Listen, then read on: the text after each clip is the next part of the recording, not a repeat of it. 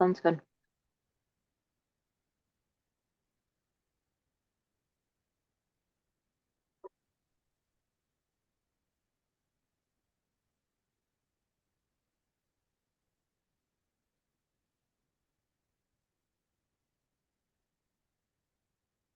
All right, great turnout already.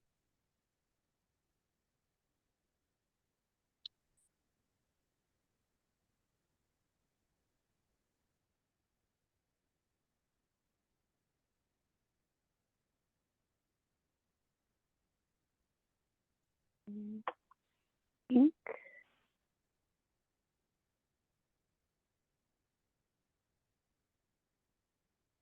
think this is all the RAC members. All right, looks like we have a couple folks coming in as observers, so we'll get them admitted, and then we'll get going. Oh, there's Julie.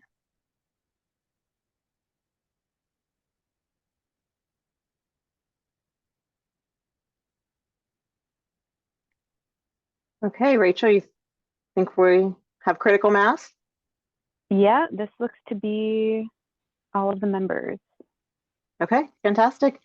Good morning, everyone. Thanks for joining us for the second Rules Advisory Committee meeting for the Drinking Water Source Protection Grant Program at OWEB. We do have a few invited guests today from DAS to talk with us about bond funding. So we're going to jump right in. We'll do brief introduction of RAC members, OWEB staff, and then our presenters. I'll do a very brief check-in on agenda, and then we'll turn it over to colleagues from DAS to provide us with a bond funding 101. So let's start with introductions. I'll kick it off. I'm Renee Davis, the Acquisitions and Special Programs Manager at OWEB, and the Drinking Water Source Protection Grant Program will sit in the Acquisitions and Special Programs section. So I'll just go through who's on the screen. Rachel, let's turn it to you next. Yeah, hi everyone. Good morning. Rachel Thompson. I'm the post-fire recovery specialist at OWEB, but also assisting with this RAC. Great. And Robin? Hey everyone, Robin Meacher. I'm the conservation easement specialist for the Oregon Agricultural Heritage Program, which is at OWEB, and I'm helping out with the RAC as well since I work on acquisitions quite a bit. Thanks, Robin. Eric Hartstein? Hey, good morning, everyone. Eric Hartstein, Senior Policy Coordinator at OWEB. Great. John Unger? John Unger, Infrastructure Programs Manager with Business Oregon.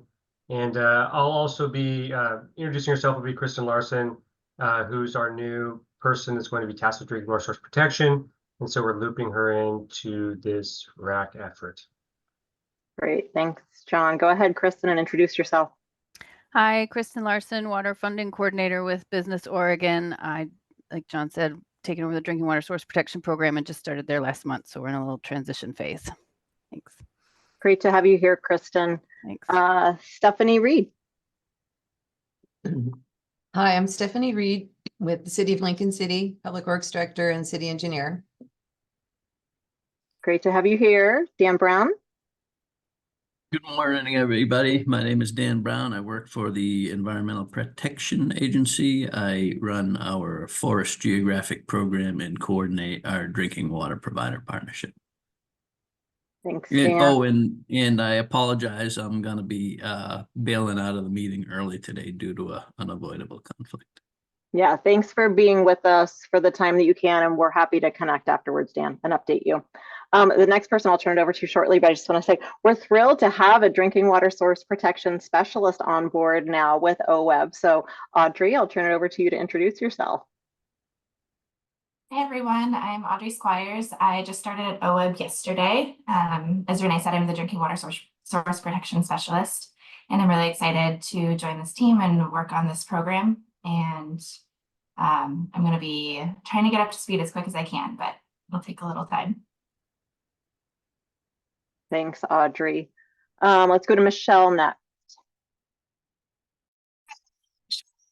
Smith. I'm with the Coalition of Oregon Land Trusts, and I'm the Water Project Manager And thanks, DAS, for being here. I'm looking forward to the presentation. And welcome, Audrey. Thanks, Michelle. Let's go to Daniel. Hi, everyone. My name is Daniel Weir. I'm with Sustainable Northwest, and I'm our Forest Program Manager. Thanks, Daniel. We have a few OWEB folks who are here to listen and learn with us today. So, Stephanie, do you want to introduce yourself? Good morning, everybody. Stephanie Page, Acting Executive Director at OWEB. And then Miriam. Good morning, Miriam Scher, Fiscal Officer, Business Operations Manager at OWEB. Thanks, Miriam. Rhonda, let's go to you next for an introduction. Hi, good morning. I'm Rhonda Nelson, Capital Finance Manager at the Department of Administrative Services. Thanks for being here. Steve. Hi, everybody. I'm Steve Graper, Rhododendron Water Association President. Thanks, Steve. Gabby. Hi, everyone. My name is Gabby Fajita, and I am a groundwater hydrologist with the Water Resources Department.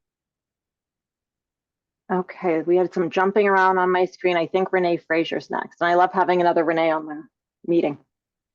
Hi, good morning. I'm Renee Frazier. I'm from DAS. I'm a capital finance analyst.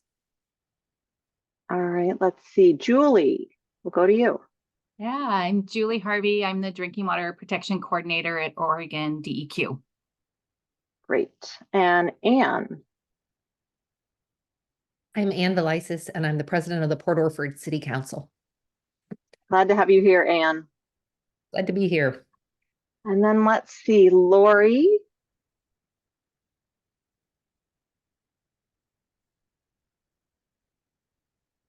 Hi, good morning. I am Lori Bell. I'm with Oregon Department of Forestry. I'm in the Forest Resources Division, and I'm the Assistance and Incentives Manager at ODF. Thanks for being here, Lori. Thanks for the invite. And then I think everyone else is an observer. I'm not sure. The SES_1, do you happen to be a RAC member and you're signed in differently?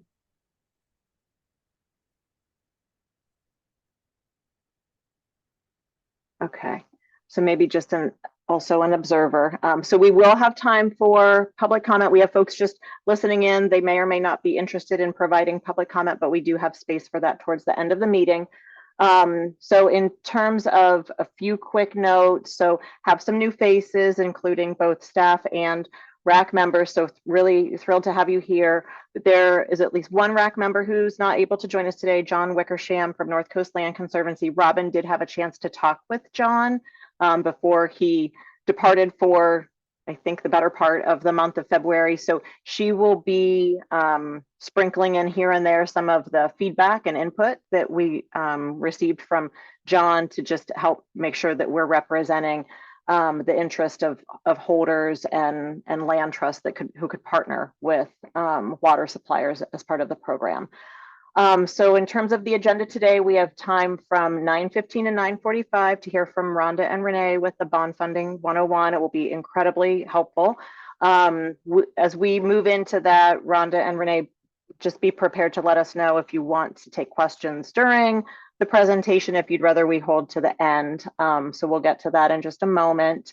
I want to say to all of the RAC members, well, really everyone who's interested in this program, thank you for your patience as we are working through questions related to property interests, eligibility, and allowables related to bond funding. This is the first time that OWEB has administered a program with bond funding, so we're going a bit slow to go fast. We want to make sure we are standing up a program that's grounded in appropriate and allowable uses of bond funding and representing what those requirements are and balancing that with the needs on the ground. So we do promise that in advance of RAC meeting 3, you will have draft rules to look at. It's just been a little bit of an iterative process in working with DAS and DOJ, but we're feeling good about the information that's coming in. And then another quick note, It is legislative session now, so there's the off chance that, for example, our rules coordinator, Eric Hartstein, may have to hop off during this call, and that's okay. We'll make sure that we're doing all of the procedural things that we need to, and we'll keep him updated. So appreciate and respect that as folks may need to hop on and off, that may be an inevitability during legislative session. So I think with that, unless there are any questions, we'll turn it over to Rhonda and Renee, and you let us know your preference in terms of questions, either, as folks have clarifying questions or a preference to hold to the end as we move through the bond funding PowerPoint. Great. Perfect. Thank you. I was just going to ask, are you going to share it on the screen? But you did, so yay. Let's see. All right. So first off, thank you for having us and allowing us to be here today to provide you with a high-level overview of the Lottery Revenue Bond Program.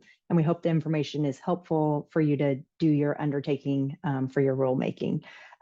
Feel free to ask questions as we go. I don't see any reason why not. I'd rather you ask them at the pertinent times versus doing it afterwards. So we will try our best to answer those questions in real time. And if we can't, we'll get back to you with an answer. So feel free to jump in. And I asked Renee Frazier to keep an eye out for hands up and people trying to jump in. So in case I miss it. So we will go ahead with, you can change the slide. Thank you.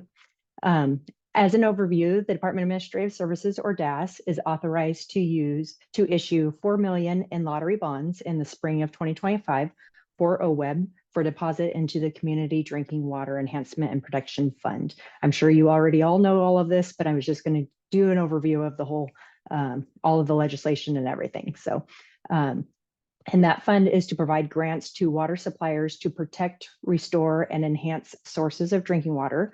This fund was established in House Bill 2010 during the 2023 legislative session, and there are multiple legislatively authorized uses laid out in House Bill 2010 for this grant program.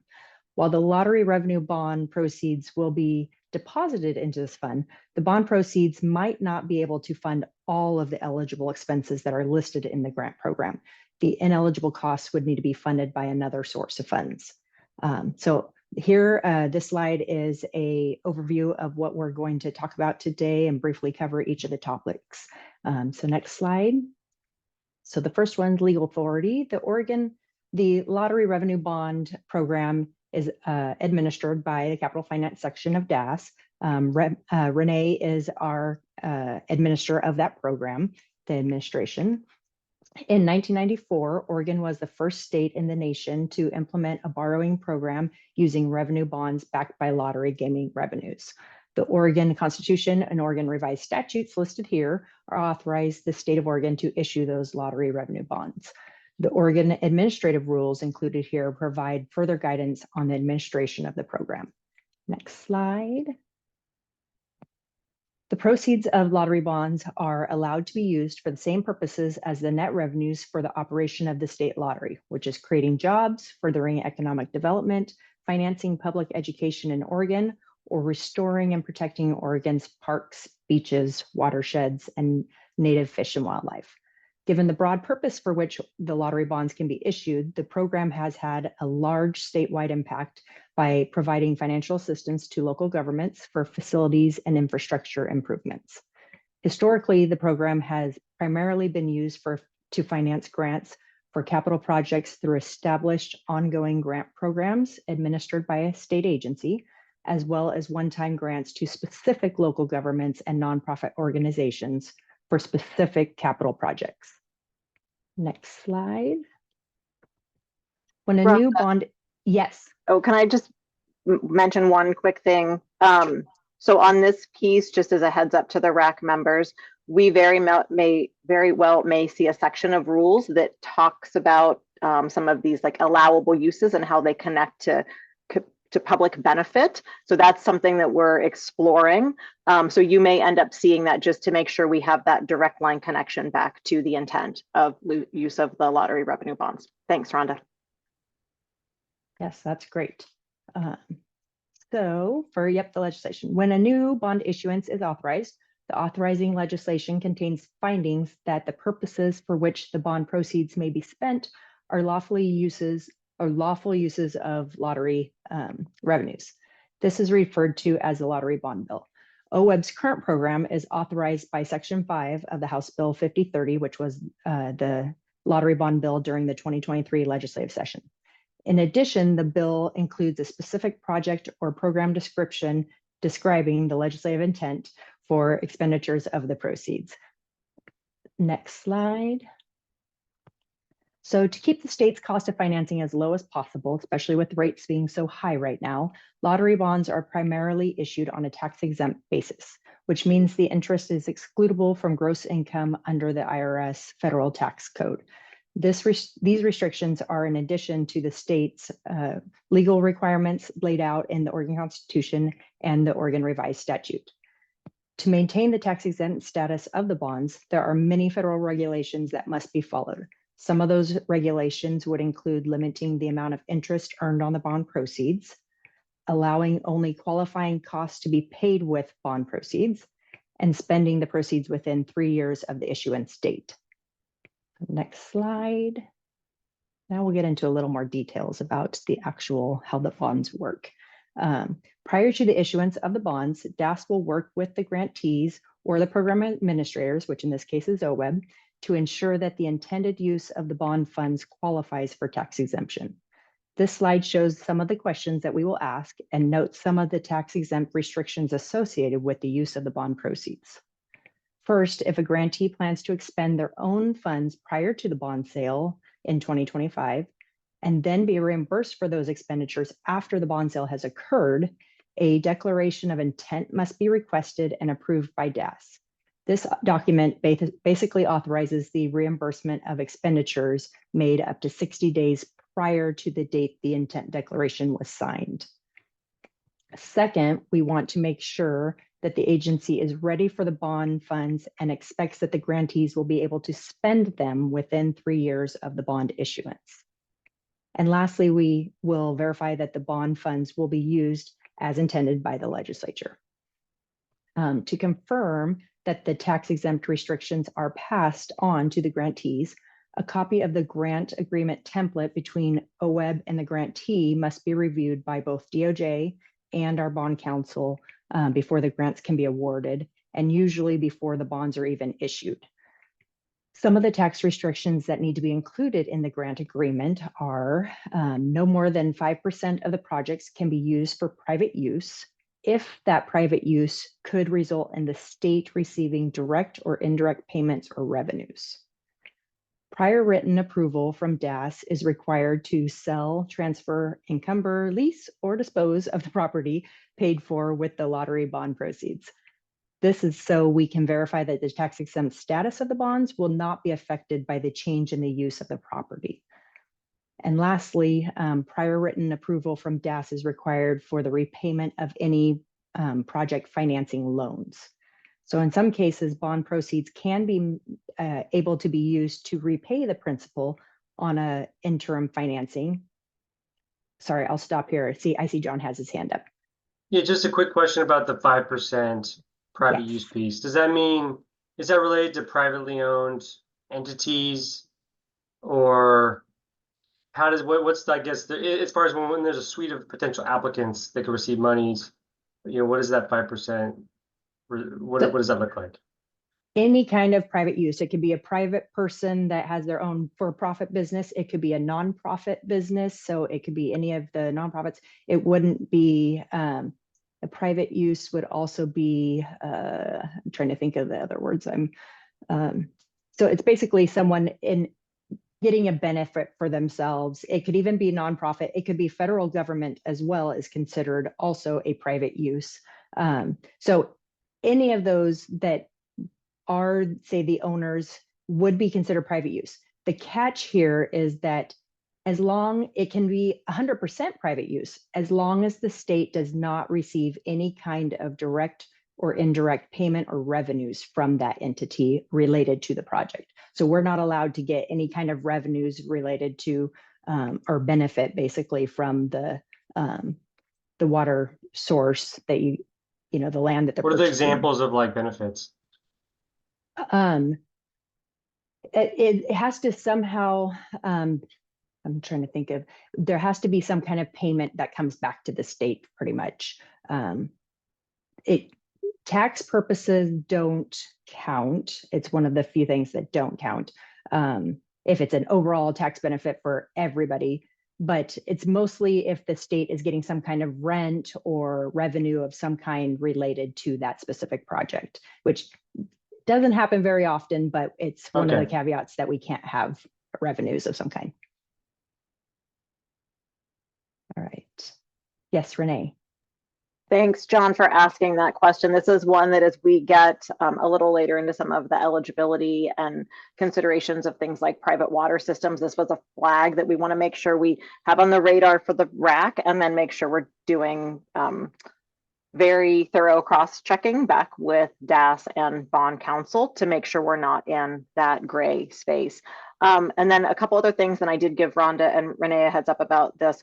So there are some things that you may see on the slides in terms of kind of broad eligibility or allowability within bond funding, and you may see us proposing as an agency to refine that as we are going through rulemaking. So things like funds spent within 3 years of bond issuance, to make sure that we are not up against a situation of potentially losing access to funding because a project hasn't gone as planned. We likely will have a narrower window for project implementation to allow a little bit of buffer there, so we don't run the risk of literally losing access to the funding source for the projects. Also, some of the learnings that we're gathering from other agencies about their use of declaration of intent and how that meshes with the grant program. So we're doing some thinking about that right now to bring back to the RAC, some proposed process adjustments or refinements. So just a flag for that, that what you see on this may be a bit different in terms of what you ultimately see before the next RAC meeting with the draft rules. Thanks, Rhonda. Yes, ours are the broad rules, which you can always narrow down more if you want to for your own purposes. So that works great. And we do also have a little bit of flexibility built in as well, so that you won't necessarily lose the funds exactly at 3 years. We can work together if there are 1 or 2 projects that maybe aren't going to meet that deadline and stuff. So keep that in mind as well. But we try to keep everybody to the 3 years as much as possible. So discussing the interim financing, actually, if you go back one more, I have just a couple comments on the interim financing piece, the repayment. So sometimes the bond proceeds can be used to repay the principal part of an interim financing if that interim financing meets specific criteria. Interim financing documents must be reviewed by our state's bond counsel to ensure compliance with the federal tax requirements. Also, when a grantee submits a reimbursement request for interim financing, they must also provide the documentation from that original qualifying capital expenditure that was paid for with that financing, and the expenditures must have been made within the allowable timeframes, which we will talk about more on slide 9. So now you can go to the next one, please. Lottery bond grants should be awarded on a reimbursement basis. Grantees should submit reimbursement requests to OWEB with detailed backup to verify that those costs are eligible. This slide shows a summary of eligible and non-eligible expenses. It's not an all-inclusive list, but it is a list of the types of costs that we see the most often. Eligible costs include things like the acquisition costs, buildings, land, machines, furniture, fixtures, those kind of capital costs, as well as direct construction costs for new construction and improvements for rehabilitation of existing structures. Some of the non-eligible, yes, go ahead, John. Sorry, I feel like I'm taking out your group. When you say reimbursement, is it true that that's reimbursement of costs incurred, not necessarily a true reimbursement where you actually had to have already paid the bill? Is that correct? So it could be either. You can do, it can be you pay it in your own and then get reimbursed from those costs, or you have a bill already ready to pay. You can request those, they could request those funds, and then when they get the money and then they pay the bill. So either way works, but they have to have already incurred the actual cost. So some of the non-eligible expenses include costs that are paid during the process of determining whether the purchase of the property and which property to purchase. So essentially any costs incurred prior to the final identification of the property are usually not eligible costs. Certain costs, construction costs, are also not eligible. Pollution remediation is not allowed as a standalone project, but if the remediation is necessary to complete a larger capital project, then those costs would be allowed. Related party costs, so costs that go from two arms of the same entity. So they're basically paying themselves and it never reaches an outside third party from their own group. So those costs would be unallowable, as well as repair and maintenance, indirect administrative and operational costs, because those would all not be capitalizable costs. So those would be not allowable as well. Next slide. Oh, go ahead, Renee. Thanks, Rhonda. A few pieces to note here. One is that we'll be working with DAS and bond counsel on a kind of clear definition of what potentially could be within transaction costs. So in our experience with land acquisition grants, things like due diligence as an example, rather than just truly the funding to purchase a piece of property. So we'll be working through that, making sure again that we're not going into an inappropriate space for use of bond funding, but recognizing as we think of a project for source water protection, there are kind of a package of things.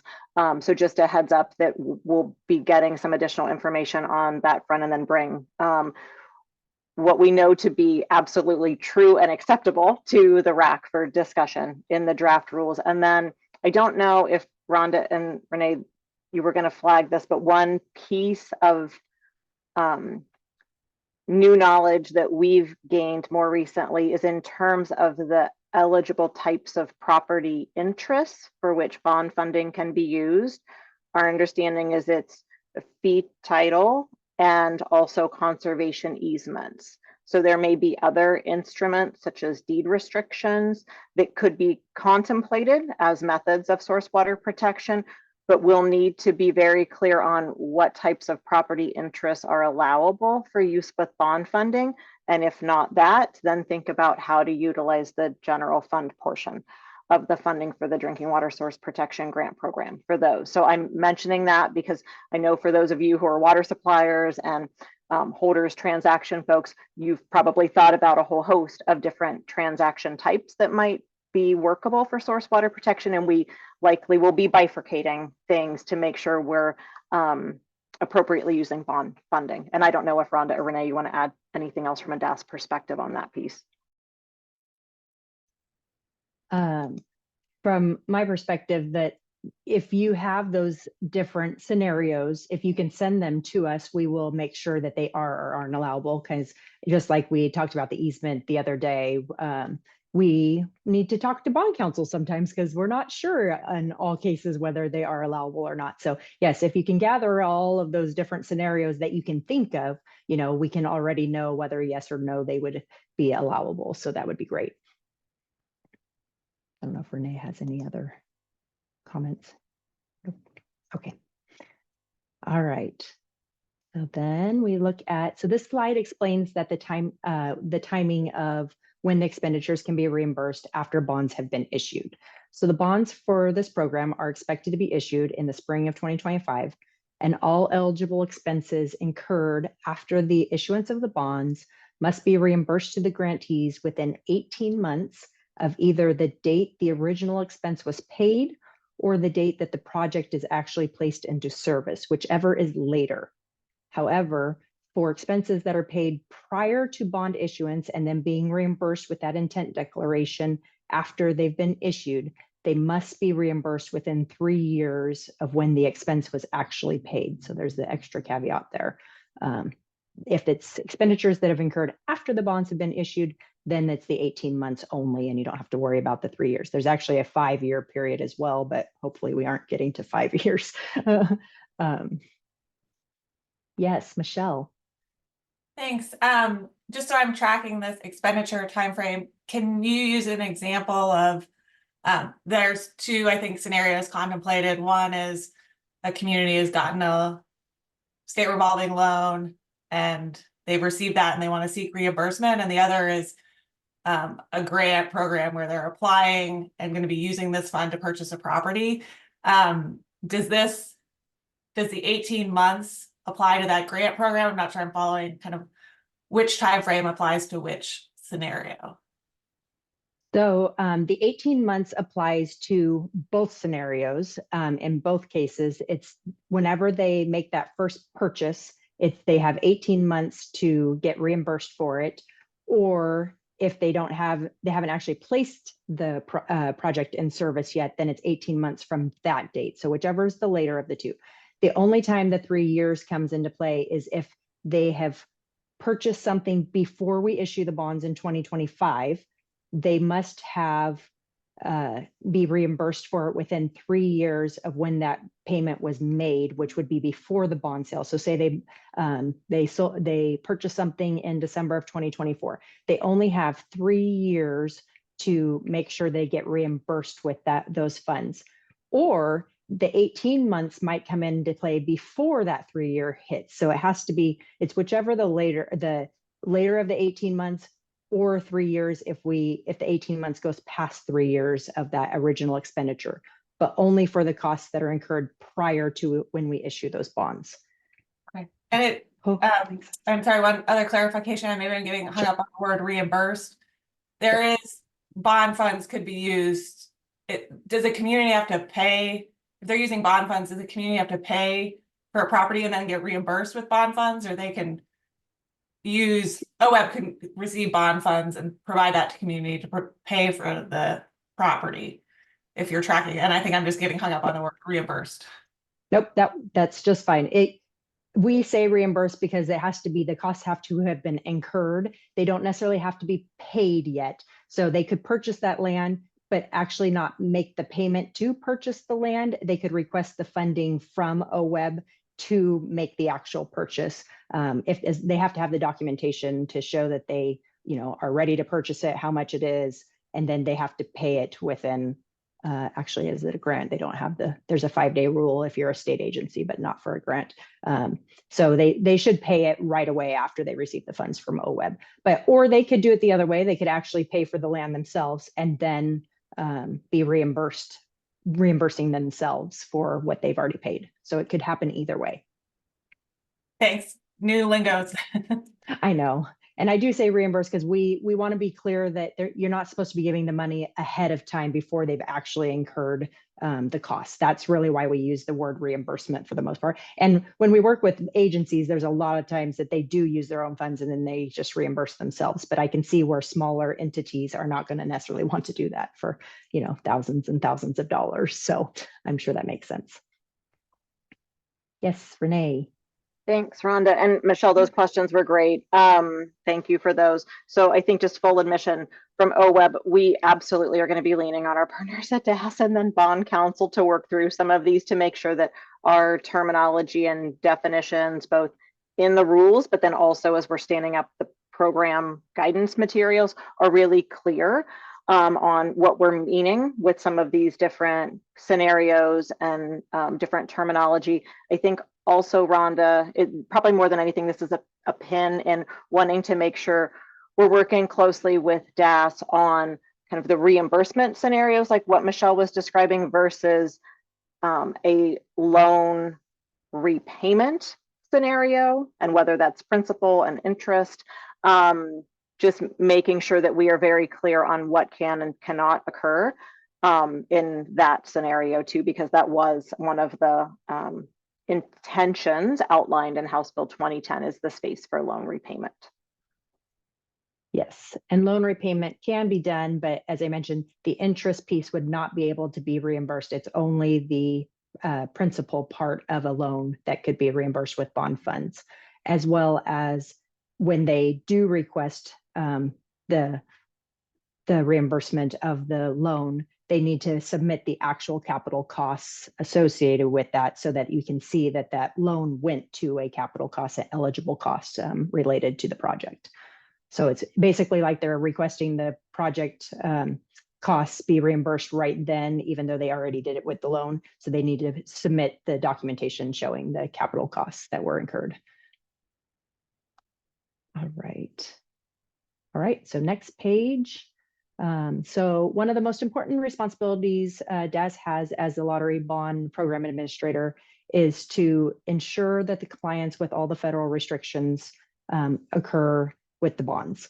This needs to be a collaborative effort between DAS and OWEB, as we've been talking about, since you're the grant administrator and we won't see the actual payments going in and out and the expenditures coming in and the reimbursement requests and everything. So this very much needs to be a collaborative effort. Some of OWEB's responsibilities will be including working diligently to disperse the bond proceeds to the grantees and ensure that the bond funds are spent within those 3 years. And as a note, there is $4 million that will be available for the program costs. There will be interest that's also earned on that $4 million, but those interest earnings are not considered part of the program costs. Those will end up being used when the program is done with that $4 million in other ways. Unless you can convince the legislature to use that interest too, you'd have to go back and request the use of it. So it doesn't happen very often, just so you know. OWEB will need to carefully review reimbursement requests from the grantees to ensure the funds are being expended only on allowable expenses, as we've kind of been discussing. You will need to provide DAS with a completion certificate when the funds are fully expended, because at that point, that's when we know that whatever is left in that account, which usually is just interest, it's time for us to do something with that interest to move it to pay debt service or to another project if you guys have more funds that are going out for the same project or something like that. You will need to retain all bond related documents for up to 3 years past the final maturity date of the bonds, which is this case is going to be 23 years. You will need to pay ongoing bond related costs, which include, but are not limited to trustee fees, fiscal agent fees, arbitrage rebate computation fees, and any other costs that are incurred by DAS in connection with the bonds. We estimate these to be approximately $3,000 per year. Sometimes it'll be much less. Sometimes it might be a little bit more, but $3,000 should be a good range to know how much those costs are. And you will also need to comply with any questionnaires or any other requests that DAS has regarding the program. At this time, we don't have any others, but there may be something that comes up that we need, a legislative request or something that we need some more information or some federal tax information, like if we get an IRS audit or something. So, next question, next slide, please. Oh, and in summary for this specific program, we expect $4 million of funding to be available in the spring of 2025 to provide grants to water suppliers. And the intent of the grant program established in House Bill 2010 is to assist the water suppliers in acquiring land to benefit a source of drinking water used by the water supplier. So we hope this has been a helpful overview of the lottery bond program and will help inform your rulemaking. And Renee and I are available for any questions that you may have. Thanks so much, Rhonda. This was beyond helpful. So folks, any questions?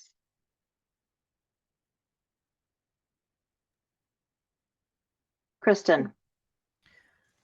You're probably tracking this, but just noticing that one of the not allowable costs in the bond funds is indirect or administrative funds.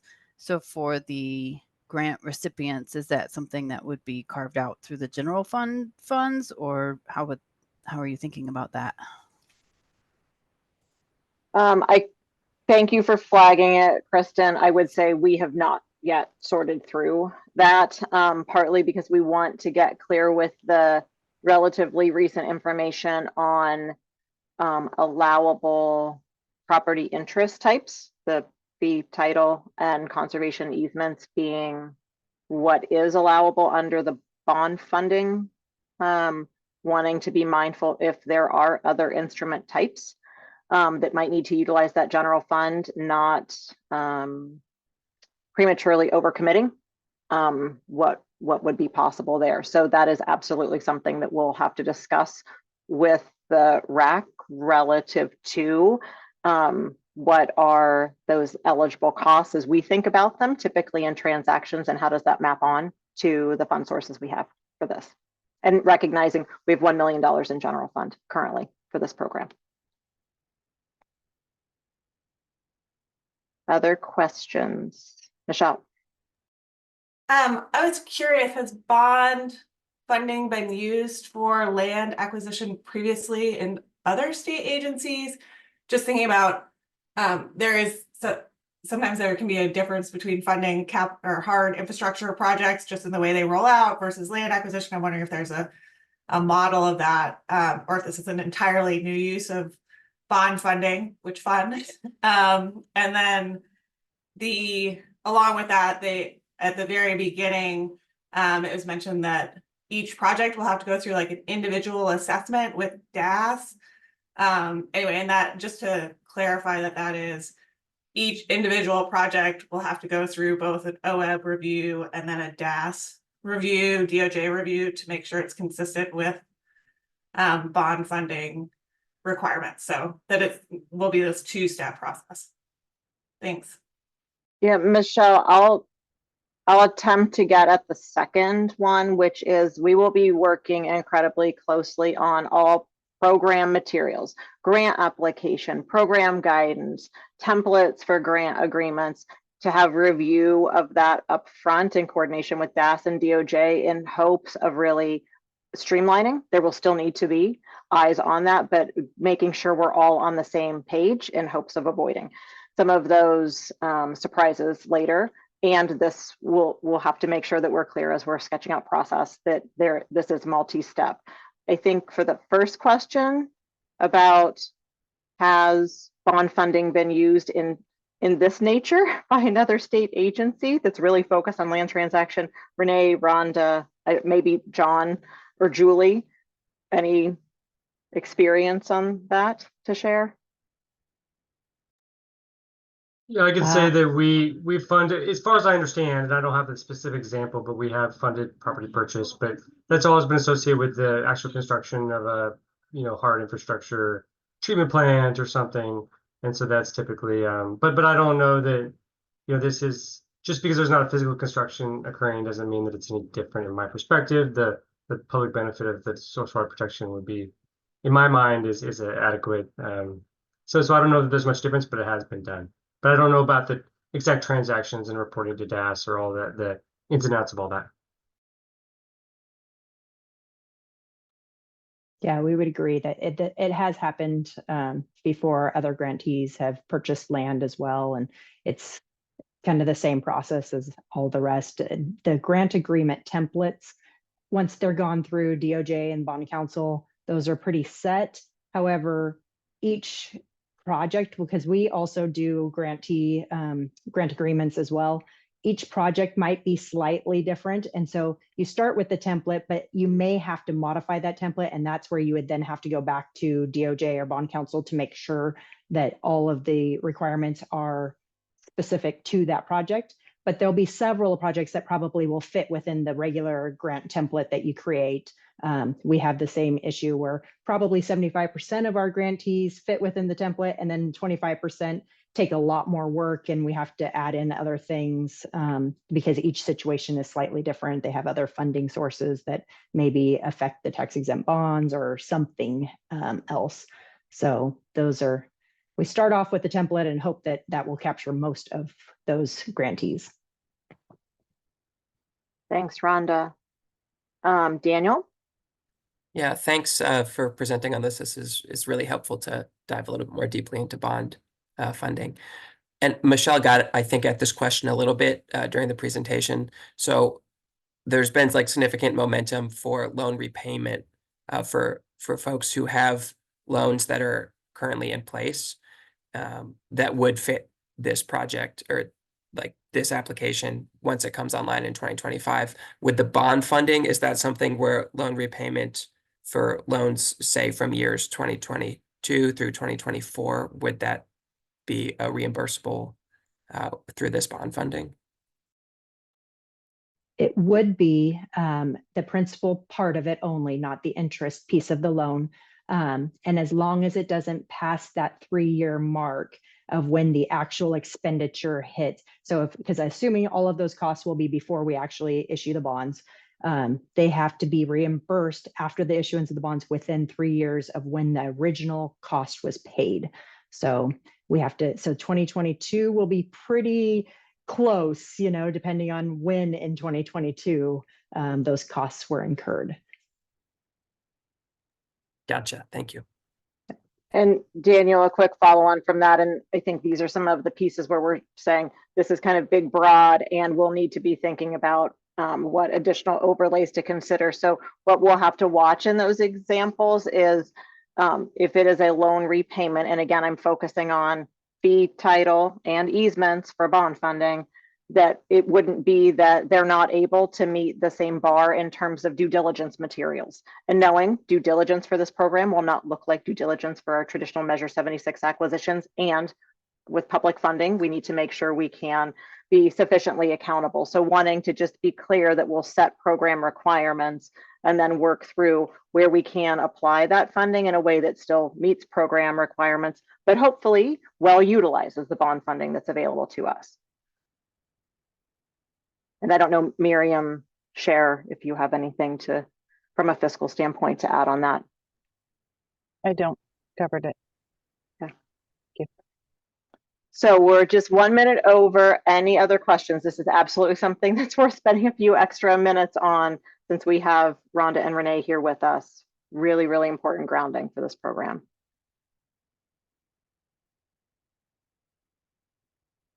Okay, yes, Michelle. Sorry, I just one, and to clarify, is it possible before since the funds aren't available until spring 2025, is there any issue from a bond perspective that those that the OEB starts accepting applications before that? I don't know if that's what will happen, but could the program be stood up and then communities get the bond funding after the program is stood up? It sounds like that won't be a problem, and I'm just thinking about timing for projects in terms of kind of when OEB could start opening the program to applications. So I should have mentioned this earlier, just to be clear, that the lottery bond proceeds or the lottery bond issuance does have some requirements in order for us to actually issue bonds for lottery. We have to have a certain amount of lottery revenues to be able to cover up to 4 times our debt service costs and stuff like that. This has never been an issue except for during the COVID time when we actually had to shut down the lottery terminals and we weren't receiving enough revenue. We actually could not issue those bonds at that time. So there is always the risk of anybody doing their projects before we issue the bonds, that some crazy thing happens like a pandemic that we actually can't issue those bonds in 2025.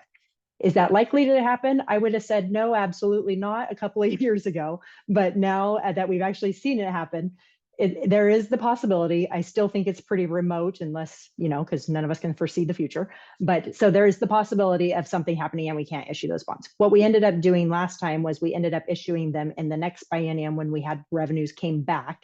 And so there's that possibility. And if that happens, we then would probably have to look at things a little differently in order to be able to repay some of those people that maybe had started their projects really early and now they have missed that 3-year time frame and stuff like that. We would have to creatively come up with a way to still be able to pay them back. But so there's that caveat that, we don't have a problem with you starting it early, but you take the risk of, for some reason, we can't issue those lottery bonds.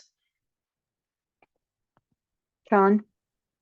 Yeah, I guess this just kind of reminds me of pre-award costs, so costs that are the eligibility costs incurred prior to award, because as Rhonda is describing, if you were thought that you'd be successful in a competitive funding application and you were incurring costs left and right, the whole bond sale didn't go through, or you weren't successful because it was oversubscribed. I guess that's agencies oftentimes have, or at least we have, like specific policies around the amount of pre-award costs are eligible for reimbursement or different situations like that. And so that kind of, because you could do a whole application cycle all contingent on a bond sale occurring. And if you didn't incur pre-award costs, well, then the worst you'd be out is a bunch of paperwork and energy that won't get rewarded. But it's different if you're actually incurring costs and hoping that you'll be selected and the bond sale. So there's also a certain risk there, I guess, is my point. Yeah, and I think to put a finer point on that, our plan is to have rules before the OWEB board for consideration and adoption, and late July of 2024, and then we will need to stand up the program itself. We develop the grant application, develop the guidance, do that iterative process with DAS, DOJ, bond counsel. So it will take some time. And in every one of our grant agreements, we state this is subject to funding being available, but I do think for all of the guidance for this program, we will not be negative or in some way defeating in the language, but just this is contingent on bond sale. So just being mindful of that. And I think too, also being very transparent about the amount of funding that is available.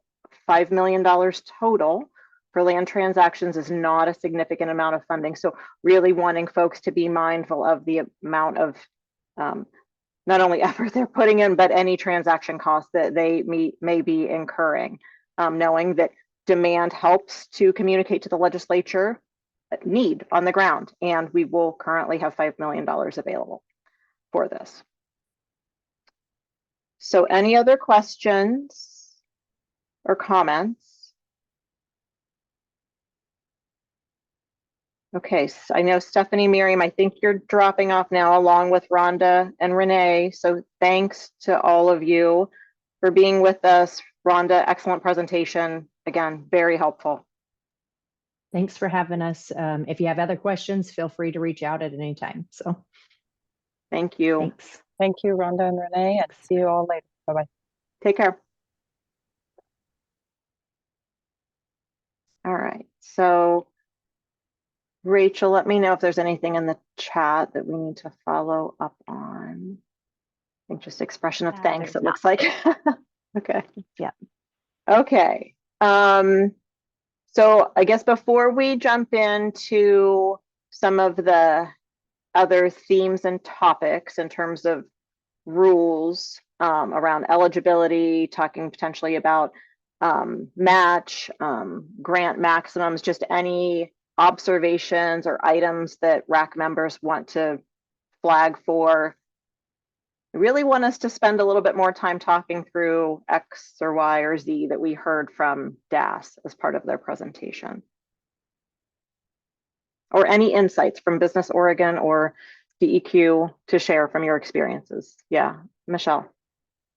I just had a question. Is there any sense of, we have this first limited time funding, a large chunk of it is bond funding, but it seems there are some significant distinctions between what could be used by general funds and bond funding. And so I guess my question is getting at, is there any sense of funding going forward? It seems like not, if it would continue to be bond funding, or if it would transfer to general funding, and how to set up a program that accommodates both of those types of funding. So it just seems like an uncertainty in the future, and it impacts the program significantly. And that's just my sense from the conversation today. Yep. Yeah, thanks for that, Michelle. It's absolutely on our radar. We do not have a sense of future intent, either for additional funding or the color of money that might be. What we will be continuing to update the administration and the legislature about the status of this program and some of the lessons learned. That is really important.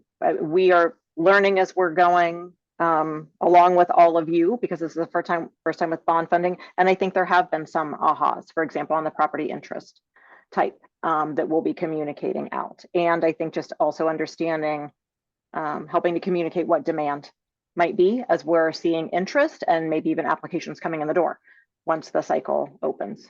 John, go ahead.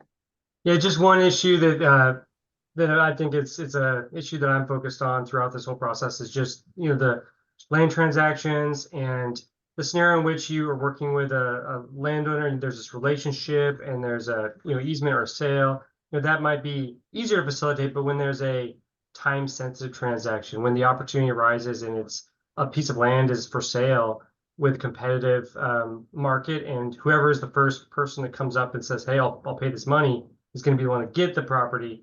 How is that even a thing? And I think it might be. And how would how could this program be nimble enough to address that? Or is it impossible? I guess that's a piece because it's with the bond sale and with the solicitation cycles, and I just picture that some opportunities may slip by, and so I guess that's a bit of concern. But it's only you can only do what you could do with the have an equitable process as well as far as getting everybody a fair shake, and so that's I guess that's my concern about transactions in general, and that's just, I don't know that it's specific to whoever this program, but just unless we first come first serve is some of our funding, but it's all loan, and so that's a naturally banks down the demand. But if it's not first come first serve, how are we gonna provide the opportunity there? So that's it's not for today's probably discussion, but that's my main concern about the whole thing.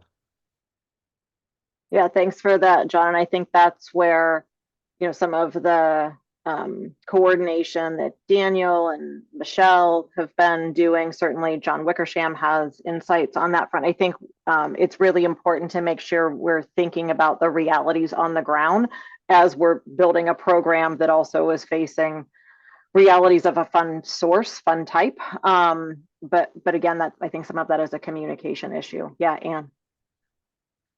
Along those lines, I would just say, hearing the thing about how there's going to have to be like a 2-tier review, or maybe even almost a 3-tier review with it going to the Department of Justice. To me, it seems like it would be really great to boil that down to very kind of a simple, to really understand that, and maybe even have a sample project go through or something to really drill down on that so that it can be simplified for all the reasons that were just discussed, so that OEB can really make sure, maybe run interference and know, yeah, this is going to work.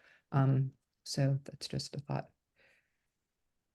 Yeah, thank you, Anne. And I think some of that is also as we better understand what the nature of that process looks like. And I appreciate Rhonda's comment about the 75% kind of fit nicely into the anticipated process, but there may be uniqueness with 25% of the projects that might require more look. I think also just understanding what is the necessary ripeness potentially of a project, so that folks are far enough along that it doesn't turn into a situation where upon review by bond counsel, a surprise comes up. So I think your idea of scenario development or example development is going to be really helpful for folks.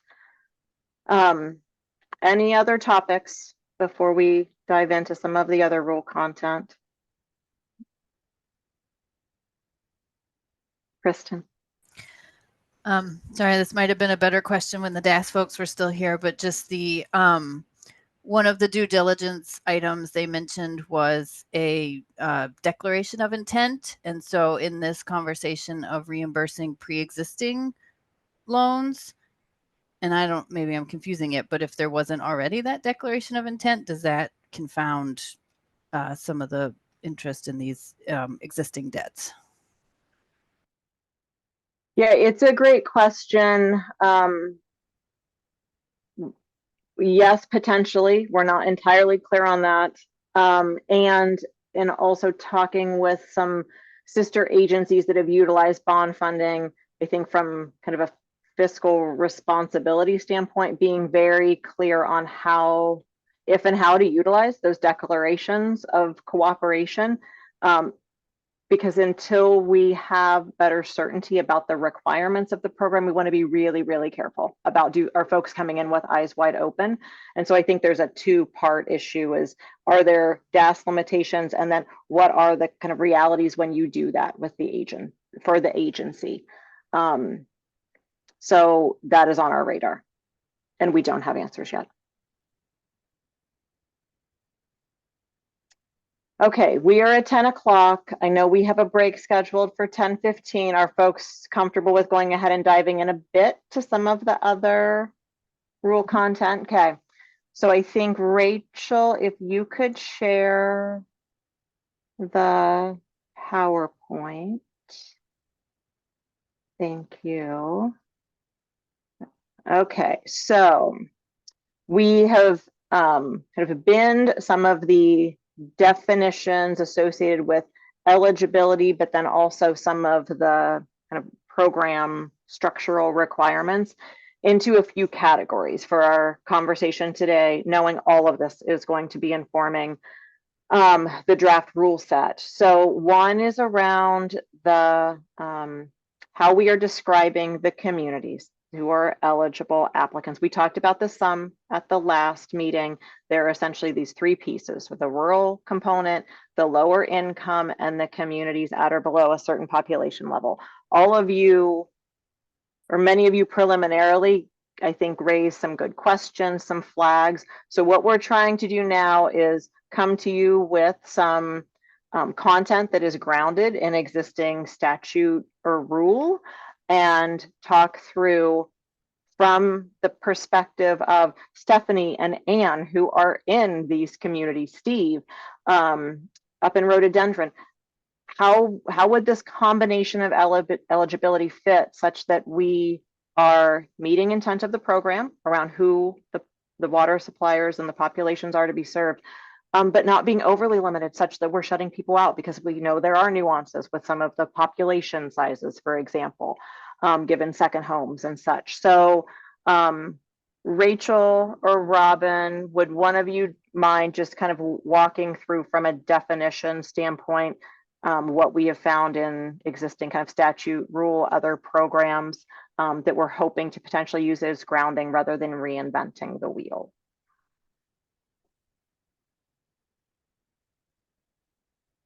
Sorry, I was trying to find my mouse in these screens.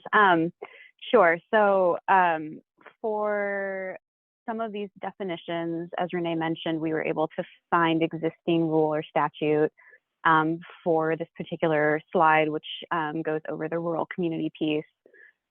This had a definition in ORS under, I believe it was real estate. I'd have to look back at the notes, but it was a real estate chapter in ORS defining rural communities.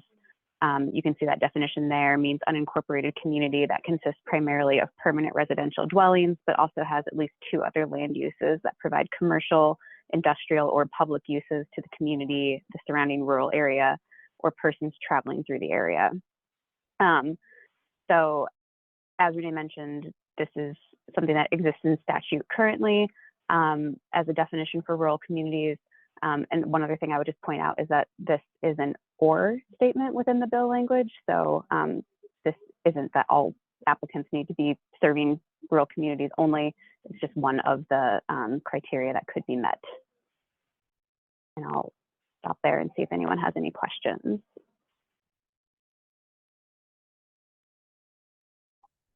I'll turn it back over to you, Renee. My question on that one would be the word, especially the word unincorporated. And if that, I think many rural, even cities that are very small might still consider themselves a rural community, but that appears to exclude them from that definition. Is that correct?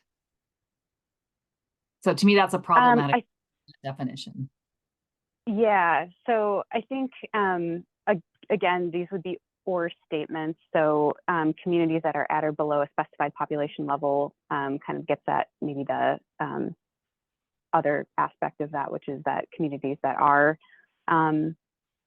incorporated, but then, you know, are at that below population level would meet that definition. The rural community piece, you know, is touching purely based on the unincorporated status of that community. So Julie, with that or, yeah, with that or comment in mind, do you feel like there would be space to capture some of the communities that are coming to mind for you? Yeah, I just want to make sure our small cities, you know, are included there, even though they are incorporated. And I'm trying to wrap my head around those two other land uses. Like, what are those? I'm just confused there.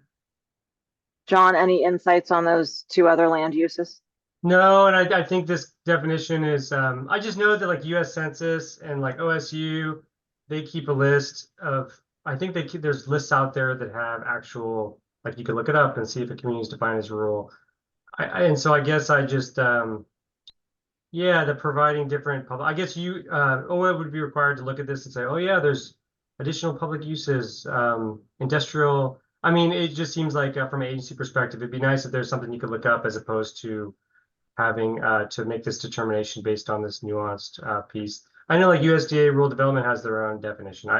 I'd say that if there's a demographic database of some sort that has a list, because I Googled it right now and it said OregonLive.com said the US Census added some communities, they changed a rule, you know, so it's like this you know, this constantly changing thing. So I guess a little research, more research about what I guess databases are available so that it could be easier to look up. That's just and I should know more, but I could always consult our economist. You know, we do a bunch of work in that realm. If somebody wants to shoot me an email or something, I could do a little sleuthing on my end. But I think that yeah, if there's an ability to use Oregon State University or the Portland State, I guess they do the population center stuff, not OSU, Portland State or the census, it might be easier to look up. Thanks for that, John. Anne? Yeah, I would just echo what Julie said. And this definition, it just seems so narrow. I'm kind of trying to think what it would look like. And it would look like populations that would be so small that they'd be unincorporated. So that would be serving really small number of people.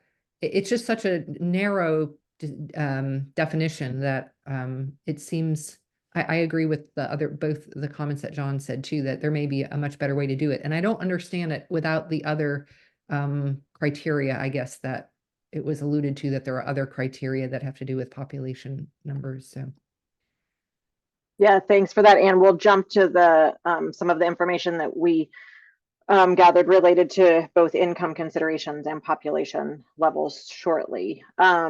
Audrey, go ahead. Yeah, I just have an example of a community. It might help with context. So I live near Glide, and Glide's a great example of this. Glide is unincorporated. There's less than a couple thousand people in I think it's 1,200 people. They do have a water supplier, but yeah, unincorporated, rural. They've got some commercial and industrial uses. You know, there's some businesses, can't think of an exact industrial example, but anyway, I think Glide is a great example of a community that would fit in the rural community definition here. So I don't know how many others there are, but that's one. Yeah, thanks for that, Audrey.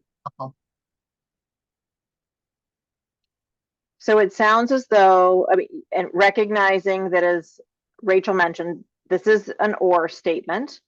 And I think being mindful of things such as, is this overly limiting? And I also, John, do appreciate, what is the review needed by OWEB to determine basic eligibility given this somewhat complex definition?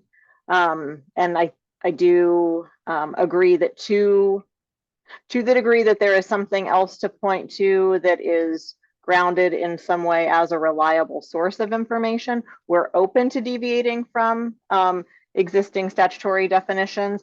What we don't want to do is reinvent the wheel. So it could be something like the Portland State Population Center or rural development would be absolutely something important to explore, rather than relying simply on a definition, but rather kind of a filtering process. So I would say maybe if Dan Brown's still on, or Julie, any experience with that through other grant or loan programs and some of the ways that you've gotten at any of these requirements for who should be served? I think that we may end up relying on the or statement there in many cases. What I'm seeing in this is that rural communities helps bring in water districts, not just, you know, either cities or incorporated communities. So I think that it may be good. I know there's been some definitions through, like you said, rural water. But I know when I asked at our agency, at least from the environmental justice perspective, there isn't a statewide map that it's like, yeah, you're in, you're out. It's very text oriented and differing metrics for different programs. It's a tough one. So this may be the best way to go at it. Okay. Thanks, Julie. Dan Brown, anything to add from an EPA No. perspective? Okay. No, I don't.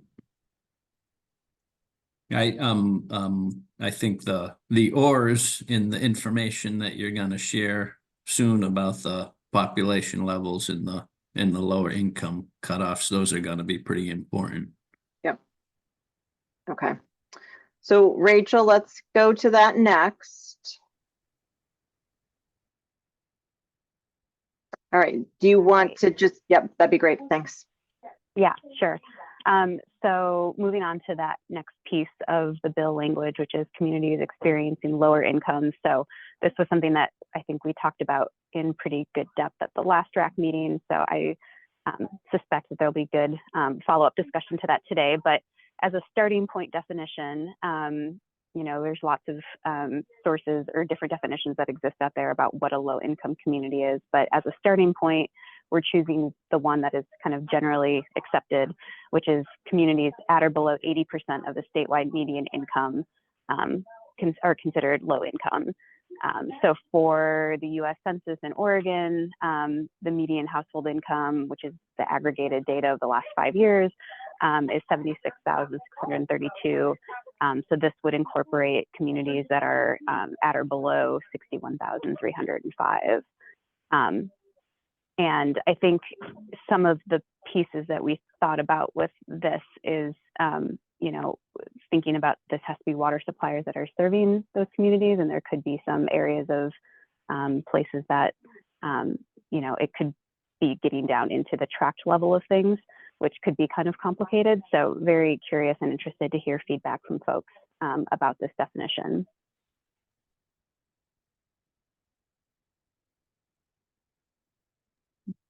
John, go ahead. Yeah, I mean, medium household income is certainly one that's commonly used. It has its flaws, but it's nice to have all these ors that helps insulate.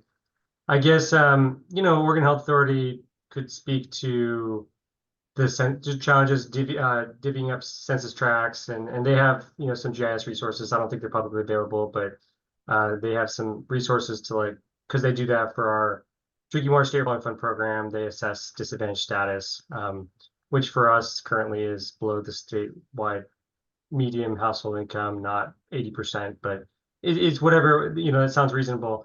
And so I guess it's MHI has its challenges, but it is a known thing.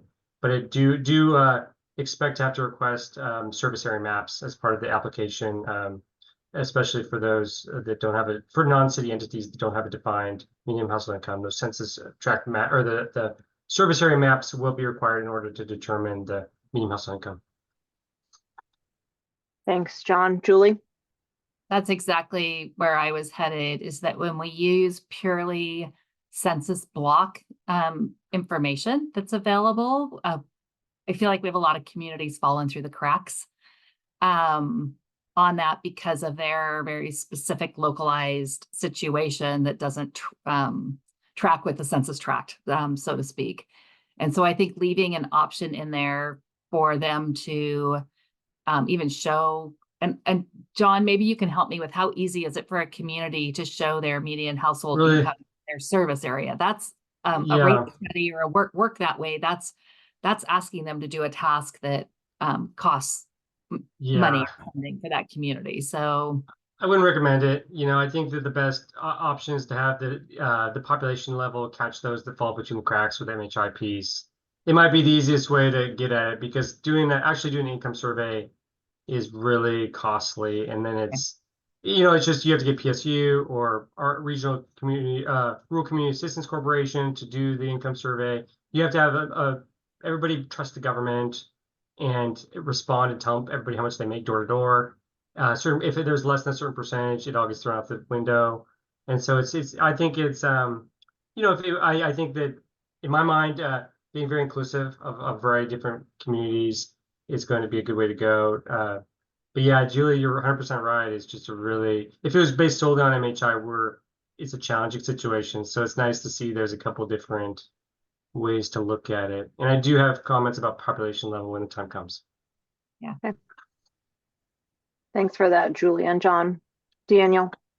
Yeah, I think I'll just echo what Julie and John are saying. I think when you're thinking about track level, it can get really complicated, especially when you're with those communities that maybe have a little bit higher population, where there's, one census tract is significantly has a higher rate of lower income residents, and then kind of the second home, vacation home type properties are really like bumping up the neighboring tracts. And so I think that'll be a bit of work for the applicants, is just to differentiate who's being served, but also like the benefit to the year-round residents versus the benefit for the seasonal residents, because that's something that we talked about as well, kind of that influx that's coming into a lot of the kind of middle-sized communities that hopefully can qualify for this.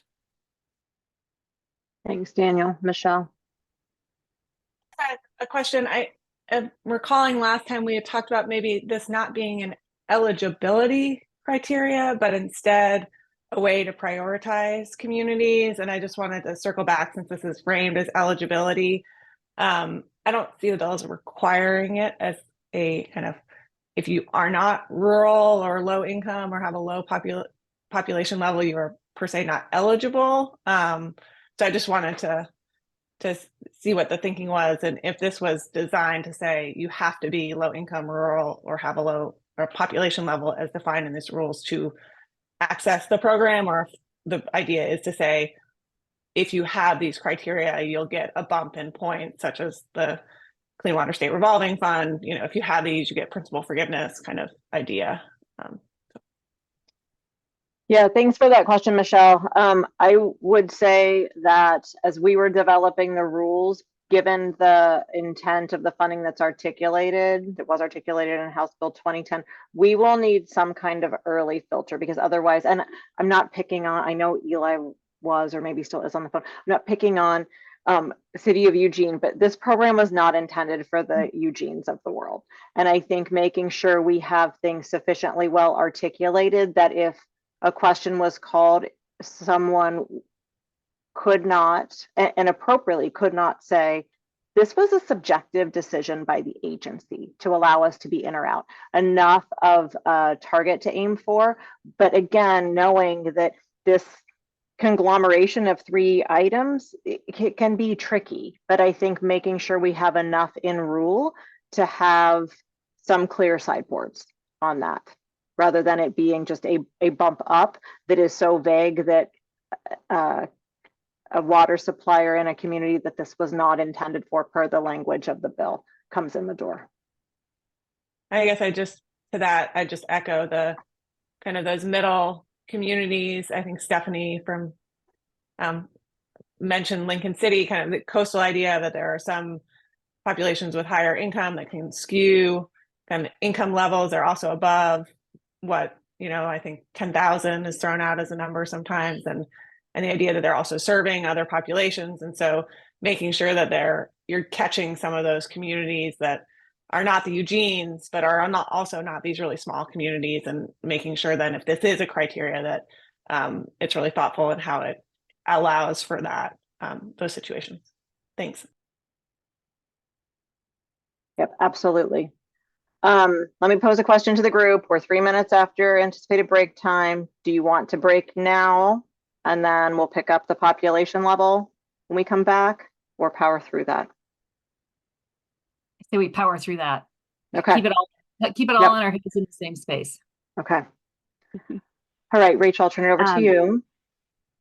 Yeah, thanks. And I think that last few comments will feed into this nicely. And I am curious to hear feedback on this piece, because I think that was something, comments that folks shared about making sure communities aren't falling through the cracks on this is important. And so the below a specified population level, as we discussed again at the last RAC meeting, 10,000 is kind of used as a pretty popular limit in a lot of cases. In this case, you'll see in a minute what the proposed language is, but we're proposing increasing that to 15,000 as a limit to help not exclude some of those fringe communities that may otherwise be kind of right at that 10,000 or close to it, but still might not fit some of those other communities, like the 80% income level, for instance. But some of the other ideas that we talked about at the last RAC meeting, we're using a population threshold, plus allowing some space within the application for those applicants to describe their economic profile of their communities and just how that all kind of ties in together. So I want to make sure that we have discussion for this, but I'll just so that it can help frame what we're going to be discussing, I'll flip to the next slide because this is the proposed draft language in its entirety for this piece. So I'll pause there and see if folks have questions. John? Yeah, no questions about the numbers per se. I think I don't have a strong perspective about that. I guess, being inclusive is very important. The piece that I want to talk about is the populations. I think you wouldn't necessarily want to defer to the community to describe what their population is, because oftentimes communities are actually their water systems, and Oregon Health Authority has a database that describes how many people they serve in that water system. And sometimes it serves people outside the city limits, sometimes maybe not the whole city limits are served. And so so I don't know if you want to define if there's going to be a definition of what community is, and if you more want to strictly tie this to public water systems so that you're looking at the population served by a water system as opposed to some other population number, because it all has to be, it should be apples and apples when you're comparing these population numbers. And so, we use Oregon Health Authority's CIDWIS, it's called, I don't know what the acronym stands for, to look up how many connections there are, to look up what population it is. But I guess it's a matter of self-reporting versus using a database to verify population served by a water system, because it's very common that a city may serve, or it may not even be the city themselves may not even be the entity that is the water system. Sometimes there's water systems that are a different entity. They're a municipal entity, but they actually aren't the city. You have, would you require a cooperative agreement? Would the city apply with a cooperative agreement with that water system? Would or is it only water systems you want to apply? These are the kind of things that, I'm throwing a couple different situations out there, but it kind of is the population piece of the water system population versus the city's population is something to consider. Thanks, John. And we will talk about eligible applicants and water systems after break. But Julie, yes, go ahead. My thought on this is that it goes back to that residents is what we want, full-time residents somehow in there. I'm really concerned about a lot of these areas that have very high seasonal populations in the summer that bumps their total population up, but it isn't your full-time residents that are being impacted by both water quality and sort of that full-time rates scenario. So I'm a little concerned about sort of that piece of it if we go straight to water suppliers. And Stephanie had the example last time that their city serves under 10,000 in population, but their reporting for their water system is quite a bit higher because they average out their seasonal use in the summer and add population because of that. So I don't know how we quite accommodate for that. I just want to make sure we're cognizant of how we're doing it. Thanks, Julie. Daniel? I have a question, and Julie, this might be putting you on the spot, and I apologize if it is too much. Do you have an estimate of, like, if we're adjusting from 10,000 residents or a 10,000 person population to a 15,000 person population, how many communities utilizing surface drinking water supply would be pulled in? Is it like 2 to 5 communities, or are we talking about, okay, now we're opening it up to another pool of 20 potential applicants? And you can get back to me, because I know this is 20. your first time seeing 20. Okay. No, it's about 20. And I was just looking to see how many of those are groundwater. It's under 20 that are at least in the, when you look at the water supplier, like what population do they report that they serve? There's about 20, a couple of those are groundwater, so it might be a little less, between 10,000 and 15,000. But that really does incorporate some of those smaller cities that, that we sort of worry about, so to speak. And actually it's less than that because some of them purchase water. So things like Silverton and Baker City get incorporated when you do that but they're over 10,000.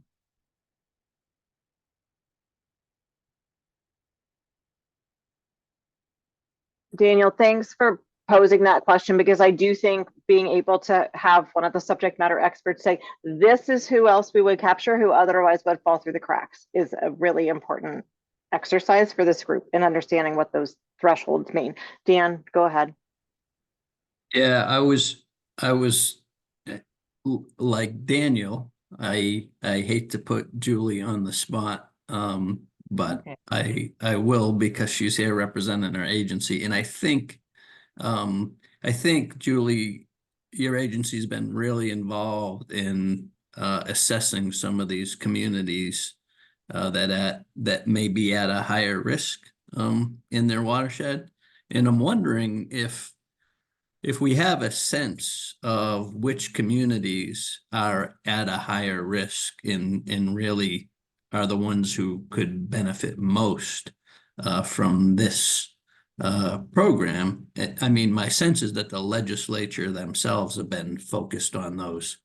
You know, there's been press around some communities that have struggled. And so if we have a sense of the communities that are in need based on sort of existing risk levels, would it be worth looking through that lens to see, like, looking specifically at those communities, what would B and C look like as far as median income and population, and sort of basing these numbers to align with those communities? And I'm kind of rambling, but I think you understand what I'm saying.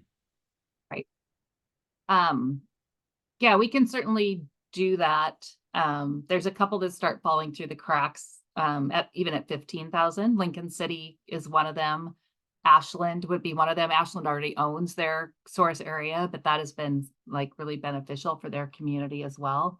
But I can certainly look at the list of, I don't think there's too many more that are above that at least from just a really like that gut feel that they don't have the internal resources to move forward with something like this if they wanted to, based on these way larger ratepayer bases.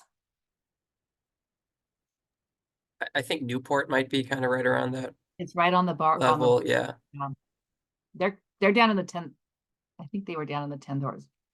They're at 10,160 is their reported population. So they're right at that breaking point, but under the 15. So I do think the 15 is better for sure. So Julie, we'll follow up with you to talk a little bit more about that threshold, since it does sound as though, from the subject matter experts knowing, these are the communities, the water supplies we are primarily concerned about with greater risk presented to them. I think that filter makes a lot of sense.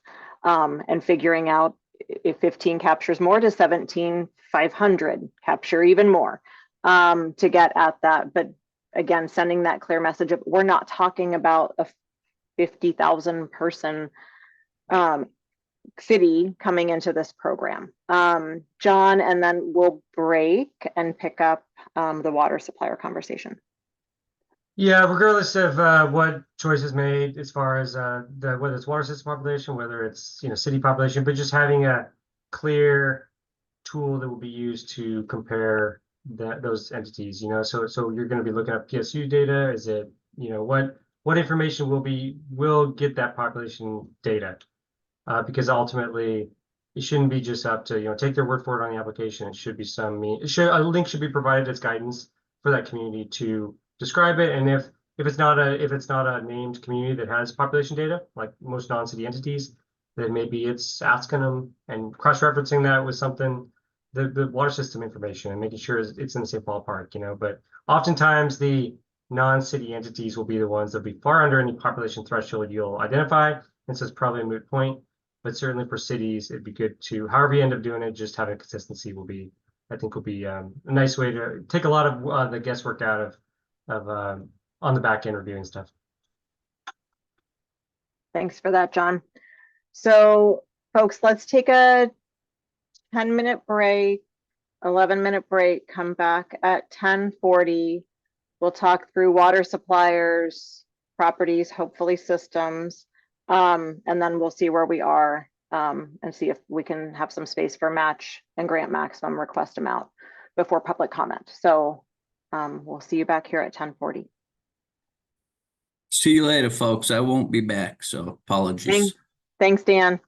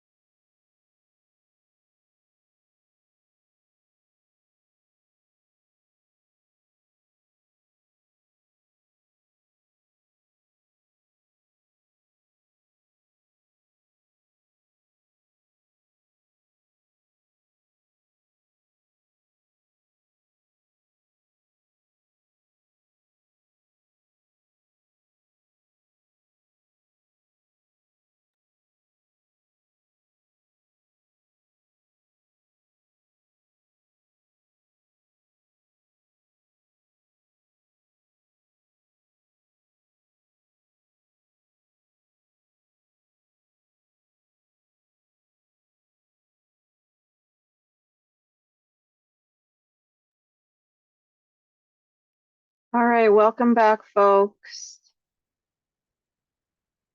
All right, looks like we've got folks coming back in. Robin posed a question in a staff chat we have going on over in Teams. So Robin, you want to share your request with the group? Yeah, thanks, Renee. So for folks, as we're kind of listening and taking notes regarding your feedback on some of the bigger topics that we're proposing, we'll be taking what we get from y'all back to inform the kind of draft rule language that we provide to you at future meetings. So as you're thinking through and kind of coming to responses around some of the issues that we're raising, we might poke you a little bit more on getting specifics and sources for data if you have them, so that we can go back and spend some time trying to go to those sources that you all as the experts know or can think of, so we can refine what we present to you in draft rule a little bit better based off of your feedback. So we might start interjecting a little bit just to see if you have specific sources. And so some of the stuff that you all, Julie and Anne, you've put into the comments and the chat has been great. So that's the type of thing we'll be maybe asking for a little bit more in this next round. Thanks, Robin. Okay, so we have a little less than an hour before public comment. So Rachel, can you jump up one slide or back one slide? Sorry. So one note, just to be clear, in terms of the official applicants for the program that are eligible per the statute following House Bill 2010 are the water suppliers. So we will work through some of the items under 2 and the lettered list below that based on the conversation we just had. We want to make sure, though, given the reference in the bill language to water suppliers may form partnerships with eligible holders. That is something we have been working through with DAS and bond counsel to be clear on if there are expectations about who holds the property interest that relative to the expectation of this grant program, it is workable with bond funding. And so we have early indications that yes, that shouldn't be a problem. What may need to be required is some kind of a sub-agreement, if you will, between the official eligible water supplier and the holder relative to the property interest. But that's been a really important piece of the behind the scenes conversation we've been having around, are there any additional considerations related to bond funding, especially as that partnership concept is contemplated, knowing how many communities and water suppliers are looking to partnerships with eligible holders. Yeah, John, go ahead. Just to verify, that means that if a water supplier entered into some sort of agreement with the city that they supply or another party, that party that could then own the property and maintain the property, is that what? Okay. Yep. Okay. And so knowing that the eligible holders are defined in ORS 271, 715. So, having an eye to that, but wanting to make sure if we think about some of the examples that are underway now with, some coastal communities working with land trusts, as some folks mentioned during the last meeting, making sure we're really clear on what that relationship needs to look like as folks are contemplating coming to the program. So just wanted to mention that. So Rachel, do you want to go to the next slide? So in terms of properties, and this is not property interest, but just being clear, the intent here is to focus on properties that would be able to benefit sources of drinking water supply. And we recognize that those can be either surface water or groundwater in nature. So really wanting to make sure we're putting the right guidance together, any kind of definitions that are needed in administrative rule to inform what properties could and should be coming into this program relative to source water supplies. So Rachel, anything more you want to say on that piece before we go to the next slide, which gets into some of the meat of this topic? No, I think we can move to the next slide.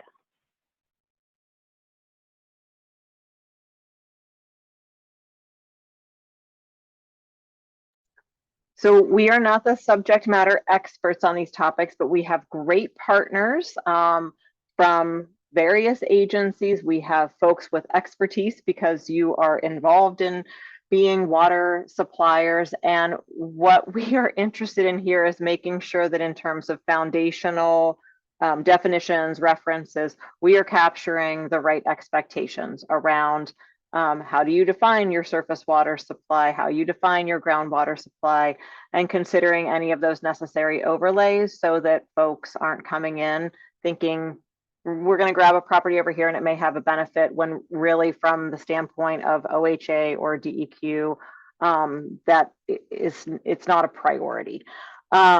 So any insights that you all can share in terms of those basic definitions? We do have something that we found in statute for groundwater. Surface water has been a little bit more slippery, no pun intended, in terms of definitions. Yeah, John. I guess, you know, I can see why you'd want to define groundwater and surface water, but I think the key piece is whether Oregon Health Authority defines that water system or that provider as using groundwater, surface water. So maybe, you know, I don't know that it's that important, the nature of the definition. Stream, you know, surface water means streams and rivers that, you know, whatever.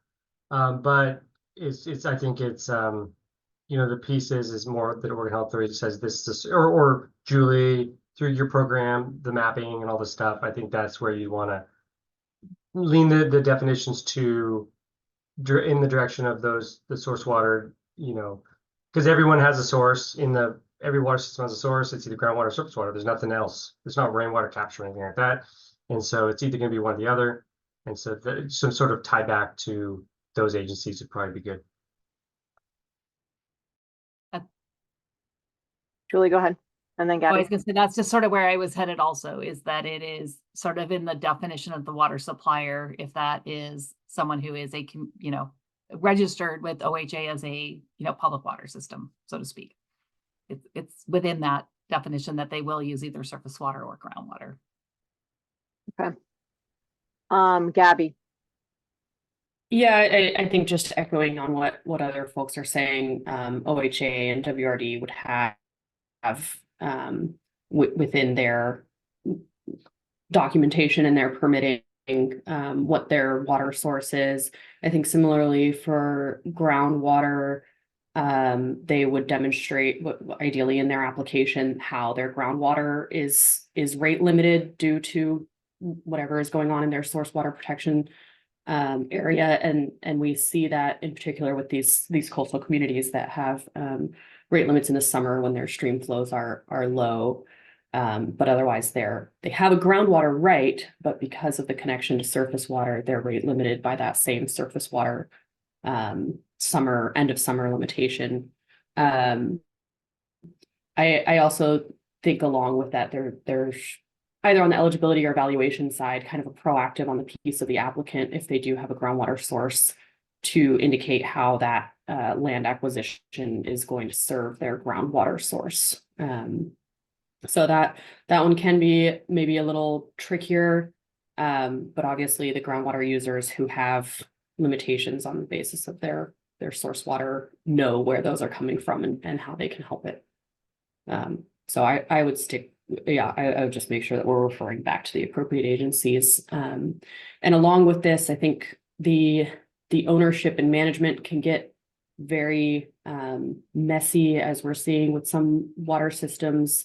So just making sure that folks have they actually have the authority to be using the water that they're currently using, and that they own the well and that they own the system and that they own the operations.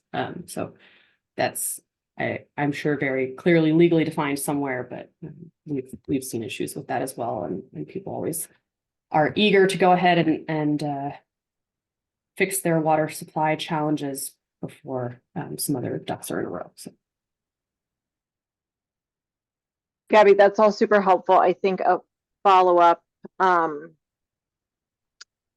So in terms of avoiding some of that messiness as you describe it, I'm thinking, and we don't have to build this in right now to the rules, but things like what are those application requirements that we would want to build in to make sure that everything is structured appropriately, regardless of if it's a surface water or groundwater source. So I think at some point us checking back on what are those things that we should ask folks to maybe provide documentation about will be important. John, go ahead. Yeah, I think Gabby makes a really good point as far as like infrastructure improvements. We asked the question, do you own the property on which these improvements will be? We had to add that question to our application materials as a due diligence piece, as a readiness to proceed piece, because there was some informal handshake agreements, and we got in sketchy situations. We're not going to implement, projects on areas that aren't under clear ownership.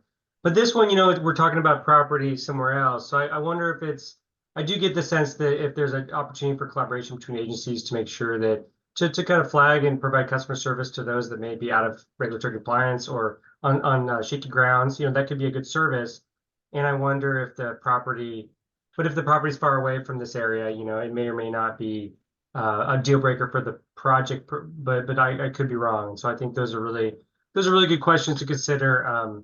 As especially with groundwater, it comes to mind. With surface water, but if we're looking at groundwater, there's definitely some ownership issues. If we're looking at near the wellhead or other things like that, that could really raise some concerns. And I think related to number 2 on the slide, and going back to Robin's request, any resources that you can point us to make clear what folks should be leaning on, justifying with, using as kind of core documentation and rationale would be very helpful for this piece. Gabby? I was just going to add maybe within WRD, we would look at water availability basins. That's our delineator for surface water sources and groundwater sources that are connected to surface water. So maybe that water availability basin map, and saying if you're using the surface water source, making sure that the property you're purchasing is entirely within this same basin. And I think also allowing for some amount of proactive, if this isn't clearly within these boundaries, can you prove how it's connected to your source water? And letting people, if they have a good argument for why it should be included, they can voice it. But giving them the here's what we're looking for, and here's ways you can demonstrate it. Thanks, Gabby. John? Yeah, I think that Julie's going to enlighten us more, but I'll just say that if the state happened to have a list of boundaries of especially for the surface water piece, we would be very, I think it's all mapped out. Julie can speak to it more, but we know exactly where the defined surface or where the defined source water protection lands are. And so I would think it'd be controversial to fund property acquisition outside of those defined boundaries, and providing them a chance to make the case that, I think this is actually, because we do have that all mapped out, I think. And so I don't know about groundwater, but what do you know, Julie? We do. We have I think that if you had to your point on number 2, it's like, I don't know what the percentage is or if it's a majority of the property, but within the delineated drinking water source area, as defined by OHA and DEQ, and we can come up with language on that. I need to go see if it's in the OHA rules. I think there's a definition in the OHA rules of drinking water source area, and I think we can point back to that, and that gets at your groundwater and surface water question. And then it's within the prioritization criteria, like which one has the most impact, especially when it's a groundwater source. That property solely within the identified, I think we have to figure out how to allow for those corners of parcels that go outside our delineated line, you can't buy just 3/4 of the parcel because that's all that you want. That's not how property transactions work. So whether it be a percentage or majority or something, it seems like we could work around that as well. And Daniel's probably got some experience in that, so I'm going to pass to him since his hand is next up. Yeah, Julie, that was exactly what I was going to say is, I mean, as in an ideal world, some of the landowners that we'd be working with would be happy to just sell off the watershed area because that's probably, you know, has the most value to the community and the least value to the landowner themselves. But I think in reality, there'll be, you know, upwards of 51% of any tract could be within the source drinking water area, but we don't want to, I wouldn't want to see that discounted because that means that 49% of it is there to make the sale possible, I guess, and make the ownership transfer possible. So I think, you know, what John is saying about, you know, how can you demonstrate the benefit to the community drinking water supply or the source drinking water supply, and, you know, how much, you know, what percentage do we want to think about being source water area versus non-source water area? I think that makes more sense in practice than maybe saying, you know, it has to be 100% source drinking water area. Thanks, Daniel. Kristen, sorry I caught you as you were taking a sip. It's okay. So for folks, before I started at Business Oregon, I was executive director of a watershed council for 11 years. So bring some more of that than maybe the Business Oregon side. But the Drinking Water Protection Program, which is a separate funding program with federal agencies and others managed by GEOS, uses the DEQ map. I think they only fund source water protection stuff, but just for context on that, it is mapped, but it's also a little funky. So the Lucky Butte watershed drains out of the Coast Range, is a tributary to the Willamette. There is no water system with a direct pipe in that river, but it is mapped as source water to Wilsonville, who has a pipe in the Willamette River. So those maps are a little funny, and maybe that comes out in prioritization in terms of proximity to, direct connection to, or something like that. But they are mapped, and there are oddball situations within those maps, just as an example. Super helpful, Kristen. Thank you for that. And we're also capturing some of those evaluation criteria ideas that have been popping up here and there. John, go ahead. Yeah, I guess I may have said solely within. And so that's, I guess, excellent points that, you know, if you have a piece that's outside, you can't just say, I just want to purchase this one portion of the property. But if somebody made the case that, you know, they went against the map and said an area outside the map, completely outside of the map, you know, I would say that would probably be, you know, controversial. But I guess it's, but when we're looking at the management techniques too, with if there's a property that's outside of the boundaries, would there be different management techniques with that forest land, for example? Would you still want to do the same, you know, like land management techniques, or would there be, you know, increased forest harvesting in those portions? You know, I guess that's the piece that I'd be curious of as you start to look into kind of, you know, how the lands would be managed long term, because it seems like, you know, it may be for a different use. It may not be, you know, impacting the watershed. And so or the drinking watershed. And so I'd be interested to see, once you start to get into that piece, you know, if there'd be and then what's the public benefit of that? And you know, whether you go percentage or whether you be very lenient, you know, I just think it's, ultimately we want these transactions to occur. We don't want to set up so many boundaries and roadblocks that they don't occur, but you don't want 2% of the land to be in the drinking water. You know, there's got to be something where there's some kind of tipping point where it's not as good as big of a public investment, a public health investment. And so I guess that's something to consider, but 51-49, all that stuff boggles the mind, but I'm sure that that's something that, you know, could be, but being lenient, I think, and conducive to facilitating these transactions, this is going to be critical and flexible to this program, because it's just, you said too many barriers of population and percentages and all this stuff, then pretty much you're paralyzed in demand, you know, and you're supposed to get this bond monies out the door, and right, people aren't hitting those sweet spots. Yeah, and we do have teed up, thanks for the comment on the management, or the just overall management of a broader parcel. We have management plan requirements on the list for the next RAC meeting. So I think just having some space to talk through the realities of these parcels on the ground versus ideally something that's 100%. That's not always going to be the case. So what are the associated requirements following that? Daniel, I saw your hand up. Yeah, I think you kind of answered it. You know, if we're going to talk about management planning in the future and what that means for, you know, neighboring properties within source drinking water watershed, I think we'll get there. Okay, perfect. Okay, Rachel, anything else on this before we jump to systems? I can actually add something really quick, Renee. Sorry, Okay, Rachel. perfect. Yep.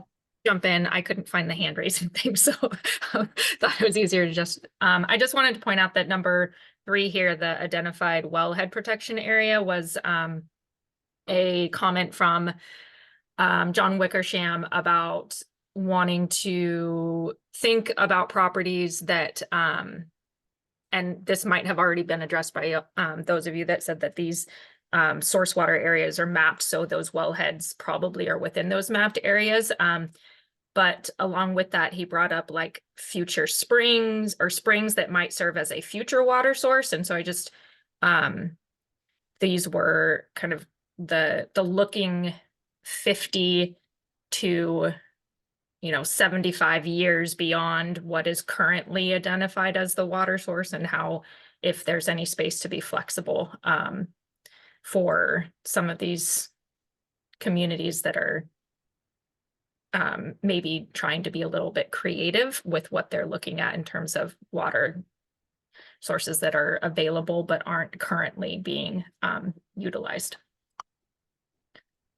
Yeah, thanks for that, Robin. And I think at some point it would be good to hear a little bit about how agencies who have a more direct nexus to drinking water supplies than we do as simply a grant, or are thinking through that topic, because I think it's one that probably warrants some broader communication about how do you help people who are being forward thinking and knowing that there will be some pent up demand for this program, but we'll flag that. Michelle, your hand was up briefly and then went down. If you have something, I want to make sure we don't move too quickly to systems before capturing your comment. And then John, we'll get to you in a minute. I was just gonna say it's a little behind, but the source water protection area, and Julie, correct me always if I'm wrong, is the area that most impacts the drinking water source, but the area around it doesn't mean it wouldn't have an impact. And so I think some of the expanding it beyond the source water protection area doesn't mean that area doesn't have benefits to the drinking water system. And so it's a good way to kind of focus efforts, but it doesn't mean that other areas couldn't actually have a big impact in addressing a non-point source of pollution that increases sedimentation to the community's drinking water system or is causing significant issues. So I just wanted to kind of point out the nuance of what that area is actually delineating, and not that it's not a hard boundary. It's my only. Can I jump in, Renee? For surface water sources, it's the full watershed upstream of that intake. So it should include all sort of tributaries and all of the land that's within the watershed. Now, groundwater are only delineated out to a 10 or a 15-year time of travel as a planning horizon. And so I think that's, definitely part of that case. So for spring fed or for, wellheads, we might run into that. But can you think of it, are there examples where something outside a surface watershed would impact the surface water? I'm just wondering if upstream logging, so in the port anyway, I think it's all, and maybe we delineate the whole watershed. So it should encompass the risks to the water quality at the intake. So up to ridgetop, Julie, is what you're saying. Up to the ridgetop. Yep. So Michelle, does that help? Yeah, I'm just trying to think of examples of where, anyway, yes, it helps. I'm wondering about making a case for kind of including beyond that source water area, and if there can be benefits shown to a drinking water system if that land isn't within that delineated boundary. And I'm just trying to think through that solely, and how to be, again, careful with public dollars that we're dedicating it to this purpose, which is currently kind of unfunded in a Yep. grant program. So want to make sure it's really targeted towards that. And maybe one thing that we can do for the next conversation, or I'm jumping ahead a little bit, but even having like a few of the examples for us to kind of look at and talk through in terms of mapped areas for surface water and groundwater, and it might help with just kind of playing out an example. John, we'll go to you and then we'll move over to the systems definition. Yeah, the question was posed about like a future well site and whether that should be considered. I guess, you know, sometimes, and we have funded stuff where people say, hey, we want to develop this new site or we want to be ready to develop it. There's a backup well site, for example. You know, maybe not springs. Springs are less common, but possible. But I guess my only concern was that, first of all, you have like a water system master plan that should identify the future kind of sources of water. We need a new well and it should be in this location. And then if you are looking at property acquisition solely, if you're looking at property acquisition and then all of a sudden you end up acquiring property to actually site the well, well, that's not really what this program's for. I don't think it's for protecting more current sources. And so I could see that there might be a situation where a city already owns a piece of property where they plan to put a well and they want to buy some adjacent little piece of property that's contaminated and clean it up. Yeah, maybe but it seems like a pretty rare duck. It might be possible, but I guess I would just caution on property acquisition for well construction that may fall outside of the scope of this kind of a program. But you know, we'll see what the scenarios are, I guess. Thanks for that, John. Okay, Rachel, do you want to move us to the system slide? Do you want to talk a little bit about what you found, relying heavily on our friend Julie at DEQ? I might ask Robin to speak up since I think you covered. Oh, that's right. Thanks. Yeah, happy to. So for water systems, what we'll cover on kind of the next couple slides are the water systems definitions that we touched on a little bit at our last meeting, in looking at community water systems, non-transient community water systems. So we might lean a little bit heavily on you again, Julie, to walk us through what those definitions mean. And we put them out here as an example of an existing definition that is closely related to the kind of scope of what we're talking about, to see if that's a place that you all feel comfortable in utilizing for kind of the definition of water systems as the eligible water system types, and if you want to narrow those or expand those at all. So just recognizing that there is a term already defined as we look at these, and we are not obligated to use those, but it can be helpful.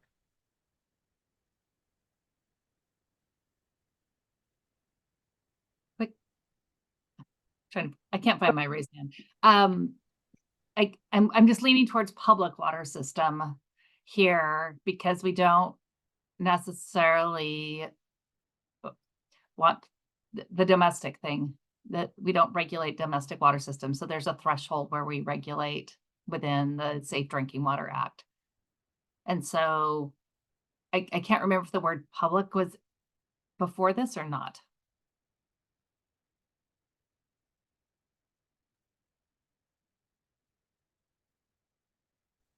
I don't think that public was, and I'll look back at the language. I don't think public was stated here, and knowing that either in the bill or now in chapter law, knowing that as needed,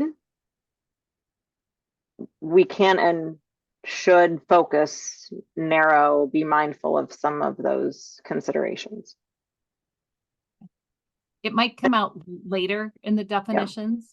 Yep. And this is probably fine for that, but just, I mean, I could think any domestic well or domestic intake into a river qualifies as a water system under this definition when I read it. Yeah, and I'll clarify that neither the statutory basis for the program that we're doing rulemaking for specifies public, and neither does this definition specify public. So I think that's a great point to make, that if we do want to do that, we'll need to include that somewhere else. Yep, John, go ahead. Yeah, I mean, I think it just, to me, it's having to be a public water system makes a lot of sense. It's a regulated water system. It's, it's very consistent with all the other programs in the state. Certainly having an individual well owner buy tracts of property to protect their single well isn't the intent, I don't think. So I think the question really is that I think you could lean on EPA's definition of public water system that includes transient, non-community, or community water system, public water system, some of these pieces, and then referring to federal guidelines. But it's the Oregon very small systems is kind of the question, I think. And those are, effective January 1st, 2022. Water systems serve between 4 and 14 service connections started to be regulated by the state. They're not regulated by the federal government. And so whether you want to let those guys in, that's a whole different, and maybe it's already been decided that that's too small. But I think but leaning on the existing terminology just seems like it could be a prudent approach that would avoid some situations where people are applying and it's having to tell folks that, make decisions, because a broad definition isn't going to help here, because I think you're focused on drinking water providers, not individual domestic wells and river intakes.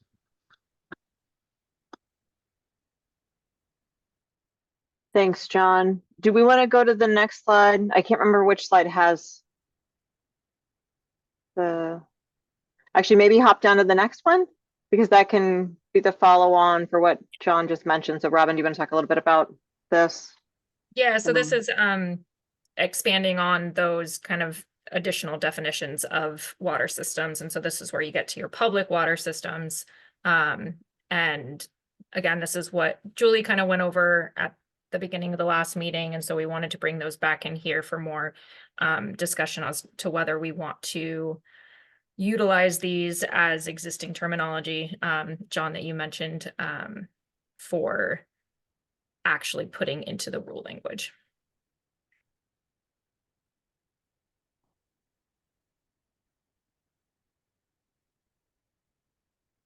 Oops, that's a clap. I think we're back to like certain ones of these we think should be eligible. I'm concerned about transient non-community is usually not as much for the public good because it's not a full-time person drinking the water.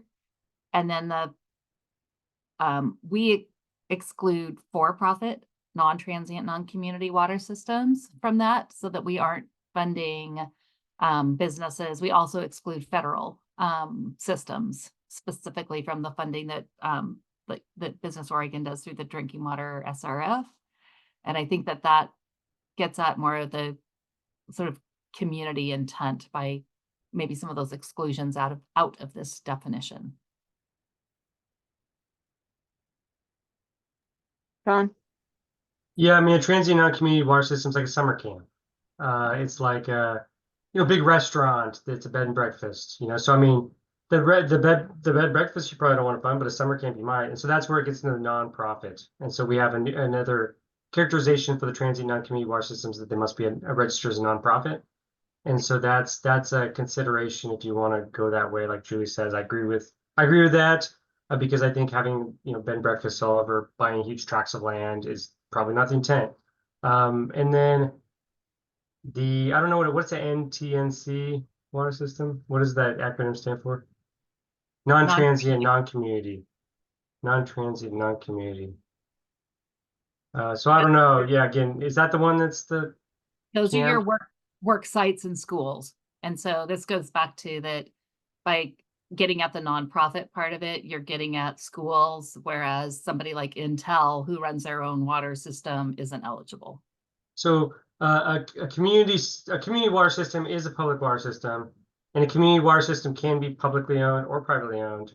Community water systems should be in there. That's like a key. That's most of everybody, and it's all these other little ones that you might there could be trouble in I guess, some big asks coming from some very specific businesses that may not be the intent of this. So you're very safe with going to a community water system as defined by EPA, and then it becomes less safe the more you go down the path of privately owned, for-profit, other types of water systems. It's not that it's unsafe, it just may not be, the money may not be spread wide. It may not impact as many Oregonians with improved water quality if you target a specific business, for example. It's not a bad thing, but it may not spread the money as far. Yeah, thanks for that, John. Julie, before we go to you, Anne, you popped in a comment about RV parks having community water systems. And I think Julie and I talked about this after the 2020 fires and some of the considerations, especially in Southwest Oregon. So would a nonprofit category within NTNC capture that, or are there instances, Julie, where those are, I guess, are they always private nonprofits? No. So RV parks are always a tricky one because a lot of times they are transient non-community, but some of them do qualify as that non-transient. So the difference there is, are people drinking it more than 6 months out of the year? Basically, are they living there, or are they visiting for 2 days and then they're gone? And we have to rely on the Oregon Health Authority for how those are officially registered, even though we know that in practice, some of these may be serving more of a year-round population, but that's up to the RV park and the local regulator to identify and get it into the database. Right. Okay. How we have handled it in the drinking water state revolving fund is to say that all community water systems are eligible. And so it doesn't matter on your profit or nonprofit status because they are serving a year-round residential population. I have input from the Oregon Health Authority that they think that Oregon Very Small Systems should also be eligible because that is serving a year-round population, usually of residents. So community and Oregon Very Small Systems for sure. And then I think I would add the not-for-profit to the two kinds of transient water systems, and that will pull the ones to the top that we would like to see, and it excludes the ones that we don't think the program is probably for. Does that help? It helps me to understand, Anne, as you think about how this would play out potentially in your community or your region. I was just raising it because I just know there are a number of RV parks, and so I just didn't know if that was really the intent to have those community water systems served. So it's tough. I'm aware of some of the things Julie's saying. Also, this raises to me, and I missed the first meeting, so I don't know, is there any sort of cost benefit analysis that goes to, I mean, if you are going to be funding very tiny water systems, is there any criteria when you are picking the people who are going to get these, that looks at the number of people served? And are these very small systems? I mean, maybe they won't come score high if there's that, or maybe they will because the need is great. I don't know how that's gonna. It's a great question, Anne, and this is where I would say we welcome feedback on that because we are a grantor, and our granting historically has thought about cost benefit analysis in terms of ecological outcomes. Not that there won't be positive ecological benefits from these projects, but the lens is very different for OWEB. And so input on, is a cost benefit analysis an appropriate thing to be contemplating here? It's a great question that Anne just posed. If so, then how do we get at that? Because again, there probably will be no shortage of interest in this program. And so thinking through how do we best prioritize, we would welcome input about that. John, go ahead. Yeah, to that end, I mean, I think it's a real challenge. We've seen that some of the smallest water systems have the greatest need. There's environmental justice concerns, and they're sometimes suffering from the worst quality water. It impacts children, elderly, vulnerable populations. And so, but oftentimes it's fundamentally unaffordable, the investment. They fundamentally can't afford it. And so that's a real challenge. And at the same time, there's when somebody wants to acquire property, it could be that they're, are they suffering from an acute drinking water quality issue that this investment's going to directly improve versus a proactive approach because they're concerned that there could be impact in the future. And I think it's pretty tough on OWEB being water, you guys, as far as the public health aspect of it, it's not necessarily your area of focus.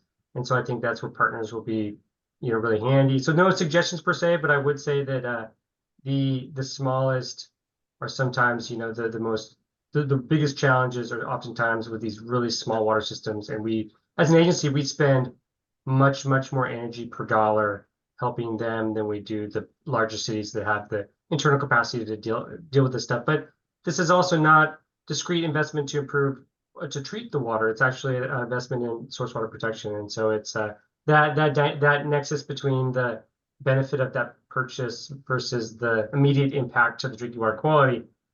I don't know what it's going to look like, and it'll be interesting to see what comes in the door. Thanks, John. Go ahead, Julie.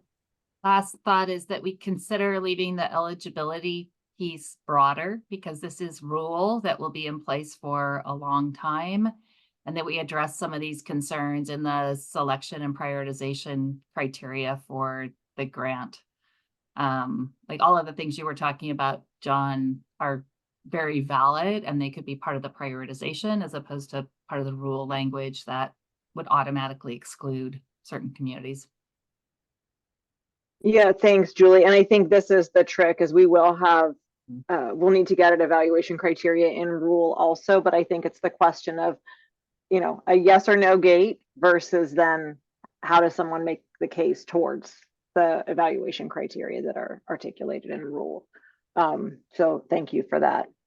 One other thing, and maybe this is just that I don't understand it, so forgive me if that's the case, that, when I'm thinking of a community water system that's owned by an RV park versus a water system that's like a water district, a small, it seems like those are very different things, even though people may be living in an RV park year round and it's a private entity that's providing water. I don't know. It just seems like those are two very different categories, and maybe they both fit, but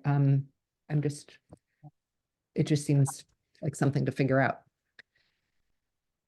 Yeah, thanks for flagging that. And I think that kind of intuitive response, if you will, of it seems different. I think that is a good prompt for us to really go back, think hard about the bill language, to challenge ourselves, challenge the RAC, to work through some of that, and not wanting to be overly narrow and limiting at the outset, but really just grounding us back in the intent with the funding and development of the program. John, go ahead, and then I think we have one more slide to touch on before our break at 11:30. But yeah, go ahead, John. Yeah, just that point. It could be a mobile home park, whether they're going to have the wherewithal to purchase property and manage it. It could be, you might set a very broad eligibility, but the reality is it's a mobile home park or RV park. Are they innovative to purchase some tract of forest land? And it just seems like, it does seem like a different situation, one that's probably unlikely.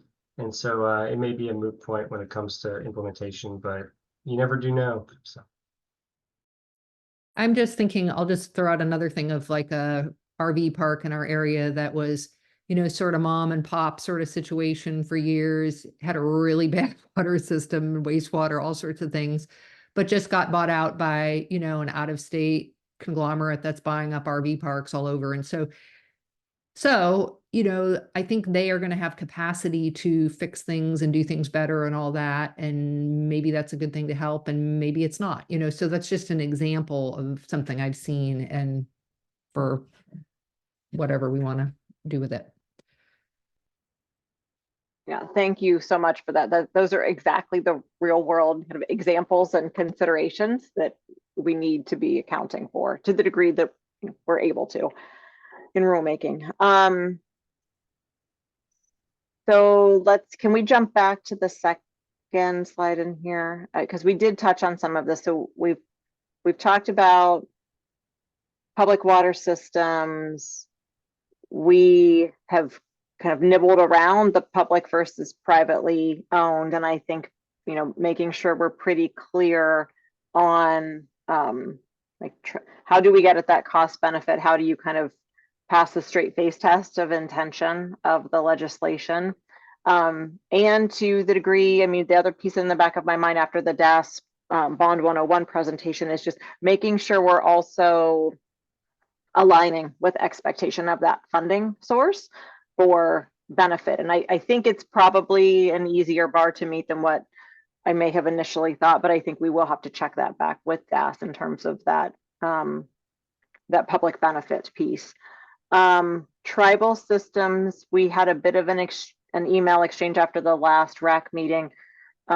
Julie, do you want to share a bit about what Dan had provided, Dan Brown, and then you followed up with related to tribal? Oh, you're muted. Yeah, I'm trying to remember on that. Tribal water systems are included in our state's definition of public water systems. For a lot of programs, they have their own allocation from EPA. For example, for the drinking water state revolving fund, there is a tribal set aside, and then there is a state set for that, but they can still apply to the state's system. So it's part of our definition within the drinking water systems, but I'm trying to remember how that was the clarification that I had on Dan's one as well. Is there something else I'm trying to remember back to that? No, I think just that grounding of kind of in terms of the federal nexus, yes, and with the connection to state programs. So just interested in the group's thoughts about, I think from OWEB perspective, knowing we are not subject matter experts in this, our sense is that tribal systems would fit here, and we are absolutely interested in thoughts, feedback from the RAC that may have more experience on this front. John, go ahead. Yeah, so I know we've worked extensively with Warm Springs, and certainly that they have their own water system. Burns Paiute might as well, but there may be other federally recognized tribes that don't have water systems, or they may. I guess it'd be interesting to know what we're working with, which federal, which Indian tribes have water systems, and then whether you're looking at federally recognized tribes versus Indian. That's generally programming mentions federally recognized tribes, but that's an important distinction if you're gonna make that. And then I guess I was gonna ask Julie, when we're leaning towards the source water protection area being delineated and mapped, does that exist for the tribes? And if no, could we be more lenient to not exclude tribal partners if they didn't have delineated source water area? So I guess those are a question for Julie and some clarifications. I think they would have to provide it. We don't have copies of those, and we have not done them, but my understanding is that they should have that because it was a requirement of the Safe Drinking Water Act that someone do that for them, whether it be EPA or done themselves. I can clear that with EPA. So they should have a delineated map drinking water source area. So that should be available. And if they are a public water system under EPA's designation, and there are just a handful of them in Oregon that I'm aware of. There's less than 10 if I remember right. And certainly not very many surface water ones. But once again, we don't track that, EPA does. And I don't know how EPA distinguishes between recognized and not federally recognized. So that's something I'd have to look into further as well. Thanks. Julie, we'll follow up with you and Dan about that. Audrey, go ahead. Thanks. Yeah, I'm wondering if in our other acquisition programs, if we have provided grants to tribes, just thinking of like tribally owned land or land becoming tribally owned, if there are nuances with providing that and just like, yeah, if we've done that before and if there are any considerations that we need to take into account. Yeah, we have had, I think, 2 tribes engage. Oftentimes they ultimately will end up having land transferred to them from a land trust. And there are considerations that we need to have as we're thinking through, some of the content in the grant agreement. There are some conversations underway in terms of what do some of those protection instruments look like when you're talking about a sovereign entity. So yes, and I think this program is not our traditional land acquisition program, so I think there are some lessons learned and about things to be aware of, and I expect there would be some additional kind of flexibility around things like deed restrictions, knowing that that's not eligible for bond funding, but it could be eligible with general fund. But yeah, I think you're exactly right, Audrey. We'll have to look closely at what some of those expectations or differences are. Yeah, and it might be worth doing, we could do some direct outreach to the various tribes just to like, learn exactly what potential need exists and then help form the program around that. Yep. Yeah, and thanks for mentioning that because we did actually reach out to the federally recognized tribes, and then that's the standard process to invite participation in all of our RAC processes if there's interest. We didn't end up having anyone offer to join, and it simply, my sense is a capacity question. So I think it's not out of lack of interest. So yes, happy to work with Ken Fetcho, our tribal liaison, to make sure we're having those communications and updates with the tribes. Great. Yep.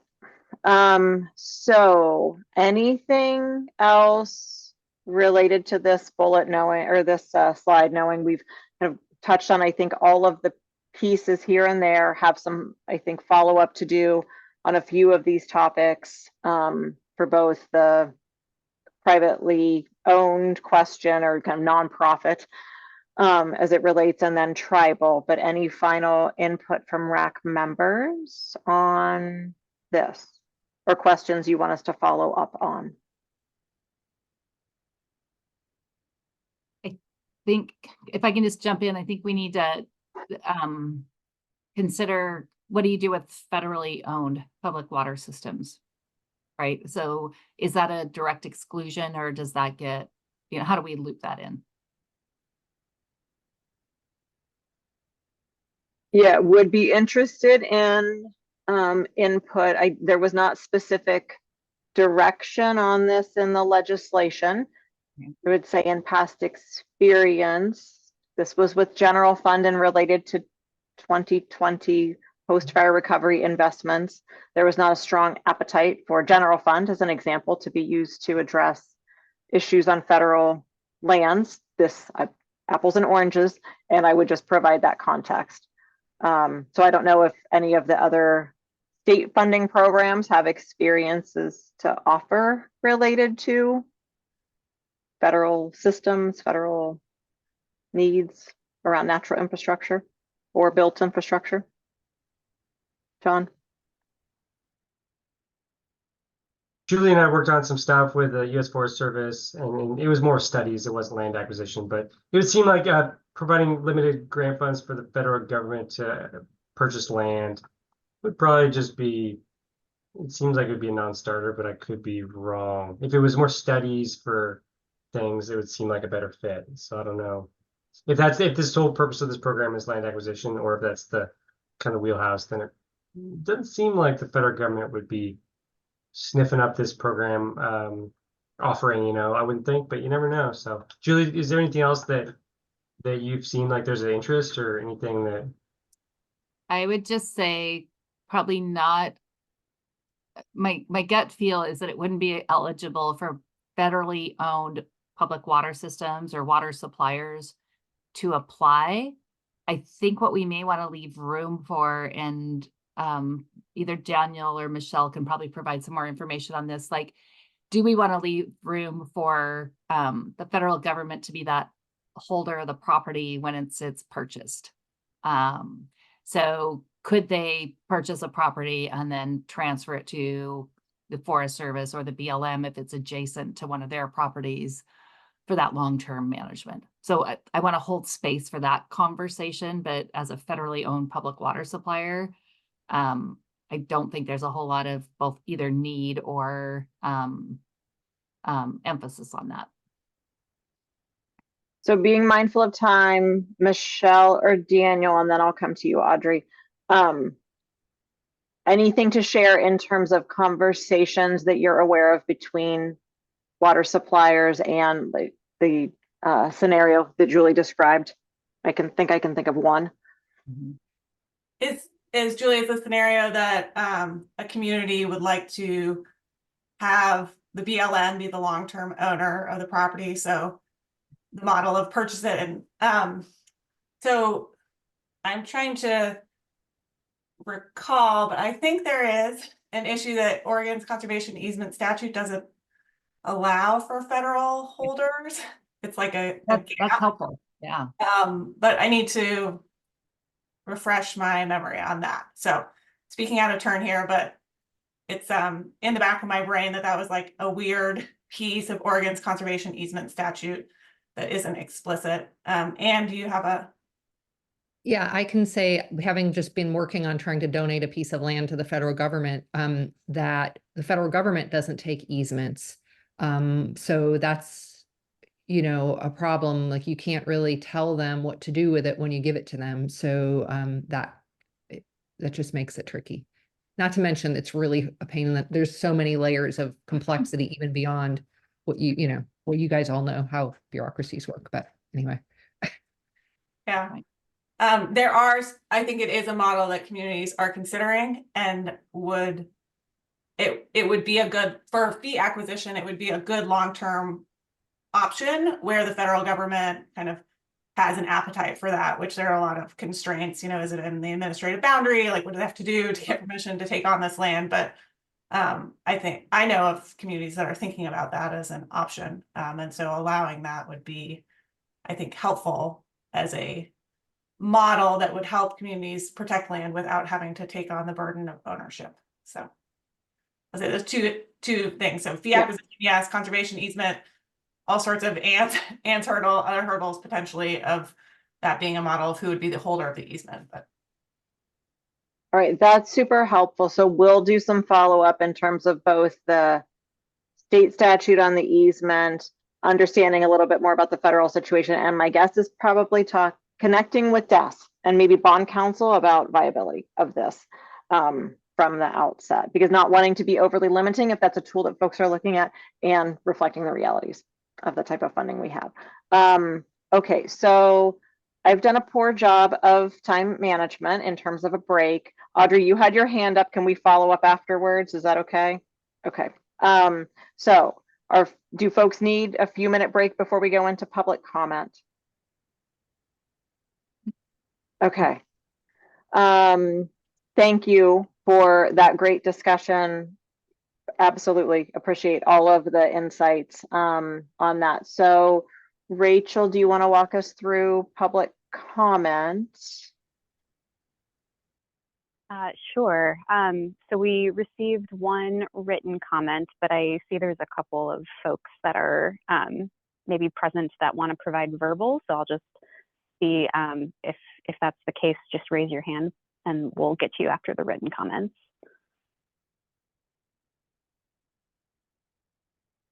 Okay, not seeing any hands raised, so I'll provide the written comment and then I'll check in again and see if there's anyone that wants to provide verbal.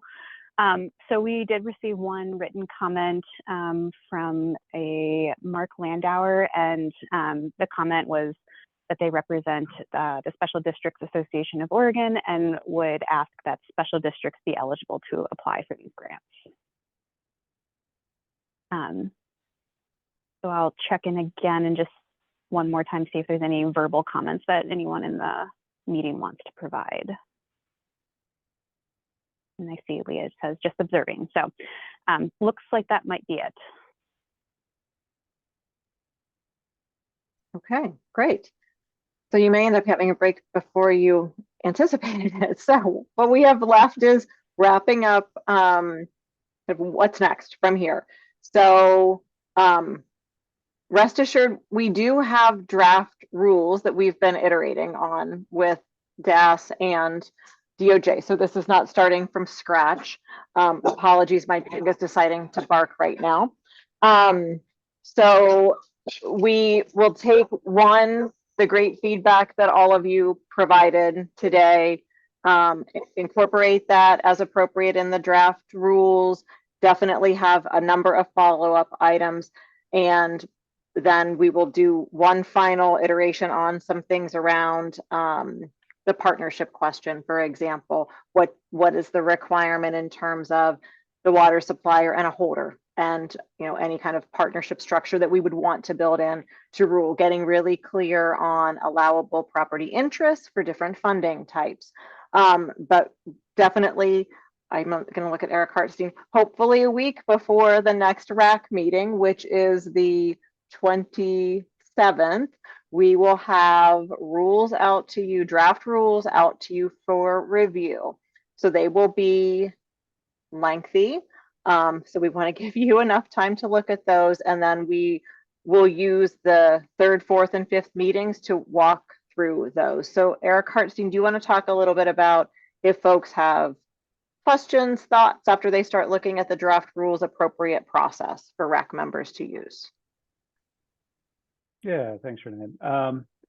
Appropriate process, I think, would just be, if there's questions, feel free to reach out via email, give a call to any of the OEB staff that are on the call today. We want to kind of get away from group editing outside of the RAC meeting, though. So there's questions, feel free to reach out individually, and we can have those conversations and then reflect those back to the full RAC. Thanks, Eric. And some of the things that you'll see in the draft rule set. So one is, we talked during the first meeting about the existing OEB Division 5 administrative rules, some kind of questions and options around, do we simply reference that? Do we, from a kind of customer service and an understandability standpoint, build in, port over more of those Division 5 rules so it's all there in a single rule set, and folks who are new to OEB have what they need in front of them? In the division of rules, we will get into this issue of property interest types that are eligible for different funding sources, and try to be as clear as possible on that, given that bond funding is 80% of the funding we currently have for the program. So understanding what is and isn't allowable. Also on loan repayment and interest, making sure that it's really clear. We know that some entities already have done transactions. There's space in House Bill 2010 for loan repayment. What does that look like? How would that mesh with some of those different allowable uses for the fund sources? Again, the partnership question that we talked about, and then I mentioned earlier, management plan. We are going to build in some proposed language content around management plan considerations relative to experience that we have with other land acquisition programs, and knowing this is not the same program as, for example, our traditional Measure 76 land acquisition. And then a set of items related to that evaluation criteria discussion. So knowing we'll have upfront eligibility, hopefully that's not overly limiting, but then really starting to focus folks in on what will you need to anticipate being able to respond to clearly and well to address those evaluation criteria. One piece that we are planning for, unless we hear otherwise from you, is we thought a property interest 101, not unlike the bond funding 101, could be helpful at the next meeting, especially as we get clearer on what's allowable with bond funds versus general fund. We have, Robin is our in-house expert on that. We have a number of folks who have experience with this on this team. So we want to just check, would that property interest 101 still be helpful in the context of this program. So nods or thumbs up or vigorous head shakes. Okay, even Daniel's saying thumbs up. So I'm thinking, yes, probably that would be useful. Okay, so we'll plan for that. And then I think that covers it, but Eric, Robin, Rachel, Audrey, anything I'm forgetting in terms of next steps for OWEB to prep the RAC for our meeting on the 27th?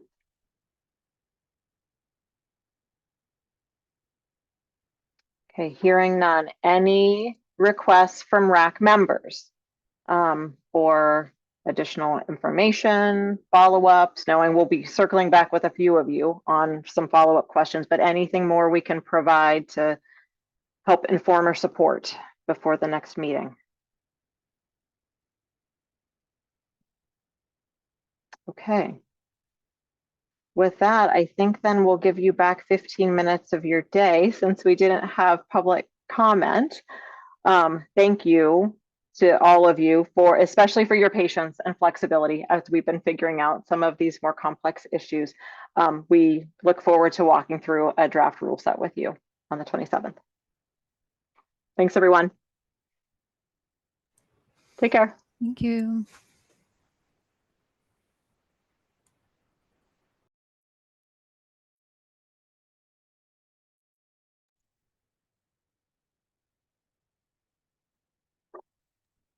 Sorry, I'm not intentionally staying on unless you guys want to, but hold on. I stopped recording. I think that we're good. Okay.